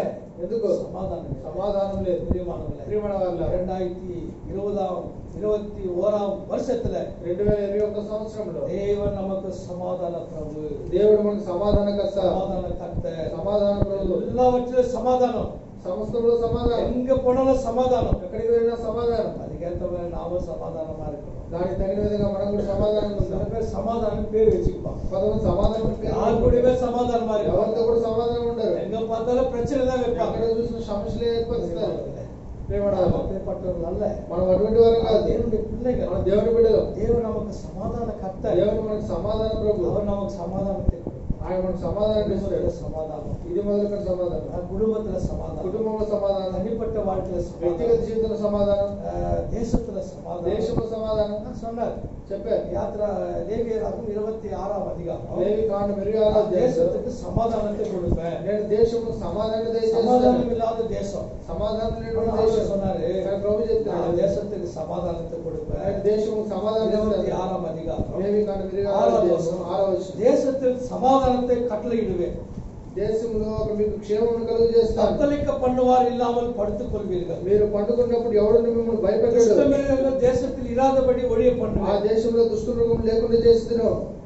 தேசத்தில் பட்டயம் உங்கள் தேசத்தில் உலாவுவதில்லை. మీ దేశంలోనికి ఖడ్గం రాదు. இன்னும் சொல்லிக்கொண்டே போலாம். ఇంకా చెప్పుకుంటూ వెళ్ళొచ్చు. అనేక వచనాలు ఉన్నాయి. தேசத்துல சமாதானம், దేశంలో సమాధానం, குடும்பத்துல சமாதானம், కుటుంబంలో సమాధానం, உன்னுடைய தனிப்பட்ட வாழ்க்கையில சமாதானம், మీ వ్యక్తిగత జీవితంలో సమాధానం. எது இருக்குதா இல்லையா பிரதர்? ఏది ఉన్నదో లేదో బ్రదర్ సహోదరుడా, சமாதானம் இருந்தா போதும். సమాధానం ఉంటే చాలు. கர்த்தர் வருவார். ప్రభు వచ్చే వరకు அப்ப நாம் எப்படி இருக்கோம்? మనం ఏ విధంగా ఉండాలి? எல்லாரோட சமாதானமா అందరితో కూడా సమాధానం ఉండాలి. கர்த்தர் வரும்போது ప్రభు వచ్చినప్పుడు சமாதானம் இல்லைன்னா సమాధానం లేకుంటే சமாதானமா அவரோட போகவே முடியாது. సమాధానంగా ఆయనతో కూడా వెళ్ళలేవు. கர்த்தருடைய வருகைக்காக எத்தனை பேர் காத்துட்டு இருக்கிறாங்க? ప్రభు రాకడ కొరకు ఎంతమంది అక్కడ సిద్ధంగా ఉన్నారు? ఎంతమంది సిద్ధంగా ఉన్నారు? நான் காத்துட்டு இருக்கிறேன் பிரதர் அப்படின்றவங்க எத்தனை பேர் இருக்காங்க? నేను వేచి ఉన్నాను ప్రభు రాకడ కొరకు ఎంతమంది ఉన్నారు? எனக்கு நம்பிக்கை இருக்கு அப்படின்னு சொல்றவங்க எத்தனை பேர் இருக்காங்க? నాకు నిరీక్షణ ఉన్నదని ఎంతమంది చెప్పగలరు? அந்த மாதிரி சொல்றவங்க ఆ విధంగా చెప్పగలిగిన వారు என்ன செய்யணும் தெரியுமா? ఏం చేయాలి తెలుసా? உங்களால் ஆன மட்டும் మీ వరకు అయినంత వరకు எல்லாரோட சமாதானமா இருக்கு. అందరితో కూడా సమాధానంగా ఉండండి. ரோமருக்கு எதிரான நிருபம் రోమీయులకు రాసిన పత్రిక 12వ அதிகாரம் 12వ అధ్యాయం. ரோமருக்கு எதிரான நிருபம் 12వ அதிகாரம். రోమీయులకు రాసిన పత్రిక 12వ అధ్యాయం. ஆ கூடுமானால் ஆ உங்களாலான மட்டும் ஆ எல்லா மனுஷரோடும் சமாதானமாய் இருங்கள். ஆமா கூடுமானால் மட்டும் எல்லாரோட சமாதானமா இருக்கு. కుదిరినంత మటుకు అందరితో కూడా సమాధానంగా ఉండండి. உனக்கு எதிரியா? మీకు పగసుడా? உனக்கு சத்துருவா? మీకు శత్రువా? அவரோட கூட போய் சமாதானம். ఆయనతో కూడా సమాధాన పడండి. அது மட்டுமல்ல, అంత మాత్రం కాదు, தேவனுடைய ராஜ்யமே దేవుడి రాజ్యము சமாதானமும் సమాధానం பரிசுத்த ஆவியினால் உண்டாகும் சந்தோஷம். పరిశుద్ధాత్మ ద్వారా కలిగినటువంటి సంతోషం. ரோமர் 14:17. రోమీయులకు రాసిన పత్రిక 16:17. தேவனுடைய ராஜ்யம் புசிப்பும் குடிப்பும் அல்ல, அது நீதியும் சமாதானமும் பரிசுத்த ஆவியினால் உண்டான சந்தோஷம். 14:17 ரோமேலுக்கு ராసిన పత్రిక. దేవుని రాజ్యము భోజనమును పానమును కాదు కానీ నీతి సమాధానము పరిశుద్ధాత్మ యందు ఆనందమునే ఉన్నది. தேவனுடைய ராஜ்ய சமாதானம். దేవుని రాజ్య సమాధానం. அங்க இருக்கிற கர்த்தர் சமாதான பிரபு. అక్కడున్న దేవుడు సమాధానకర్త. அங்க இருக்கிறவங்க பரிசுத்தவான்கள் எல்லாம் சమాதானம் உள்ளவங்க. అక్కడున్న వారు పరిశుద్ధులందరూ కూడా సమాధానం కలిగిన వారు. நாம போய் சேர்ந்தா கூட మనం వెళ్ళి చేసినా కూడా நாம சமாதானமா இருக்கிறவங்க தான் அங்க போய் சேருவாங்க. అక్కడ సమాధానం ఉన్న వారే ఇక్కడికి వెళ్ళి చేరుతారు. இந்த வருஷத்துல தீர்மானம் பண்ணுவோம். ఈ సంవత్సరం ఒక తీర్మానం తీసుకుందాం. மாமனார் கூட யாராவது சமாதானம் இல்லையா? మనం ఎవరైనా సమాధానం, மாமனார் கூட మామగారితో ఎవరైనా సమాధానంగా లేరా? அத்தைக்கிட்ட யாராவது சமாதானம் మీ இல்லையா? అత్తయ్య గారితో ఎవరైనా சரி, సమాధానం లేరా? மருமக கிட்ட யாராவது சமாதானம் இல்லையா? ఎవరైనా ఒకరు కోడల దగ్గర సమాధానంగా లేకుండా ఉన్నారా? பிள்ளைங்க கிட்ட சமாதானம் இல்லையா? బిడ్డల దగ్గర ఎవరైనా సమాధానం లేకుండా ఉన్నారా? சரி பண்ணுவோம். సరి చేసుకోండి. எதுக்கு? ఎందుకొరకు? தேவன் வரும்போது దేవుడు వచ్చేటప్పుడు அவரோடு கூட போறதுக்காக தான் నువ్వు ఆయనతో కూడా వెరగాలని చెప్తున్నాడు. எல்லாரோட சமாதானம். కనుక అందరితో కూడా సమాధానం ఉండండి. சமாதான கர்த்தர் సమాధాన ప్రభు நமக்கு சமாதானத்தை கொடுப்பார். మనకు సమాధానాన్ని ఇస్తాడు. நம்முடைய வாழ்க்கையில சமாதானம், నీ జీవితంలో సమాధానం, தனிப்பட்ட வாழ்க்கையில சமாதானம், వ్యక్తిగత జీవితంలో సమాధానం, குடும்பத்துல சமாதானம், కుటుంబంలో సమాధానం, தேசத்துல சமாதானம், దేశంలో సమాధానం, எல்லாவற்றிலும் தேவ சமாதானம் கொடுப்பார். సమస్తంలో కూడా దేవుడు సమాధానాన్ని ఇస్తాడు. சமாதான கர்த்தர் ஆண்டவராக இயேசு. సమాధాన ప్రభువు యేసుక్రీస్తు వారు. அப்போ கடைசியில என்ன சொல்லப்படுகிறது? అక్కడ ముగింపులో ఏం చెప్పబడుతుందంటే கர்த்தருடைய வைராக்கியம் இதை செய்யும். దేవుని యొక్క వైరాగ్యం ఇది చేస్తుంది. அவருடைய ஜனங்கள் மேல ఆయన ప్రజల పైన அவர் வைத்திருக்கிற வைராக்கியம், ఆయన ఉంచుకున్న వైరాగ్యం అది. அந்த ஜனங்களுக்கு, ఆ ప్రజలకు, அவருடைய ஜனங்களுக்கு ఆయన ప్రజలకు அவர் செய்யக்கூடிய காரியங்கள், ఆయన చేయగలిగిన కార్యములు, வைராக்கியம் உள்ளவராக இருக்கிறார். ఆయన వైరాగ్యం కలిగిన వాడు. சீயோனுக்காக நான் கடு வைராக்கியம் கொண்டிருக்கிறேன். సీయోను కొరకు నేను మిగుటమైన వైరాగ్యం కలిగిన వాడినే ఉన్నాడు. சகரியா 8ஆம் அதிகாரத்தில் சொல்லப்பட்டிருக்கிறது. జకర్యా 8లో చెప్పబడింది. சீயோனுக்காக సీయోను కొరకు நான் கடு வைராக்கியம் கொண்டிருக்கிறேன். నేను అక్కడ వైరాగ్యం కలిగిన వాడినే ఉన్నాడు. சீயோன் யாரு? సీయోను ఎవరు? நாம் தான் சீயோன். మనమే సీయోను. அதனால கர்த்தருடைய வைராக்கியம் இதை செய்யும். కనుక ప్రభు యొక్క వైరాగ్యం ఇది இந்த చేస్తుంది. வருஷத்துல ఈ సంవత్సరంలో கர்த்தருடைய வைராக்கியம் ప్రభు యొక్క వైరాగ్యం இதை செய்யும். ఇది చేసి ముగిస్తుంది. கர்த்தர் நமக்கு உதவி செய்வார். ప్రభు మనకు సహాయం చేయండి. 1 கொரிந்தியர் 1 కొరింథీయులకు రాసిన 11ஆம் அதிகாரம். 11వ అధ్యాయం. 1 கொரிந்தியர் 11ஆம் அதிகாரம். 1 కొరింథీయులకు రాసిన 11వ అధ్యాయం. 28வது வசனம், 29வது வசனம் 28, 29వ వచనం. சேர்ந்து வாசிப்போம். అందరం కలిసి చదువుకుందాం. 27 கூட வாசிப்போம். 27, 28, 29. 27, 28, 29. இப்படி இருக்க எவன் కాబట్టి ఎవడు అయోగ్యంగా ప్రభు యొక్క రక్షణలో లేక పాత్రలోని త్రాగు, వాడు ప్రభు యొక్క శరీరమును గురించి, రక్తము గురించి అపరాధి కాబట్టి ప్రతి మనిషి తన తాను పరీక్షించుకొనవలెను. ఆరు చేసి ఆ పాత్రలోని త్రాగునట్టు ప్రభు శరీరమును தனக்கு ஆக்கின தீர்ப்பு வரும்படி போஜனம் பானம் பண்ணுகிறார். కర్తుడి శరీరం என்னதென்று நிதானித்து அறிந்து ప్రభు యొక్క శరీరం ఏమిటి అక్కడ వివేచించి చూసి அதுல நாம் போஜனம் பண்ணணுமா అందులో మనం పాలు పొందాలి. అపత్రமாக நாம் இந்த போஜனம் பண்ணக்கூடாது. అయోగ్యంగా మనం అందులో పాలు పొందకూడదు. మనకు తెలుగులో ఎవరు తెలియవా இருப்பாரு. తెలుగులో తేడాగా ఉండదు అన్నమాట. అపత్రం அப்படின்னா అక్కడ అయోగ్యం ఇది సంస్కృతం. ఇది సంస్కృతం. తెలుగులో అది అర్థం என்ன சொல்லப்படுகிறது? తెలుగులో దానికి భావం ఏమంటే అయోగ్యము. అయోగ్యமாக யாரும் பங்கெடுக்க అయోగ్యంగా ఎవరు అందులో పాలు పొందకూడదు. நம்ம சரி செய்து கொண்டு మనల్ని సరి చేసుకొని நம்ம புதுப்பித்துக் கொண்டு మనల్ని ముద్రపరచుకొని புதிய ஆண்டிலே ఈ నూతన సంవత్సరంలో புதுப்பித்துக் கொண்டு నూతనపరచుకున్న వారమే ஒரு வார்த்தை வாசிக்கலாம். ఒక మాట చదువుకుందాం. సంగీతం కీర్తన 51 51వ కీర్తన. దావీదు தன்னை புதுப்பித்துக் கொள்கிறான். తనను నూతనపరచుకుంటున్నాడు. 51 కీర్తన 51 10వ వచనం.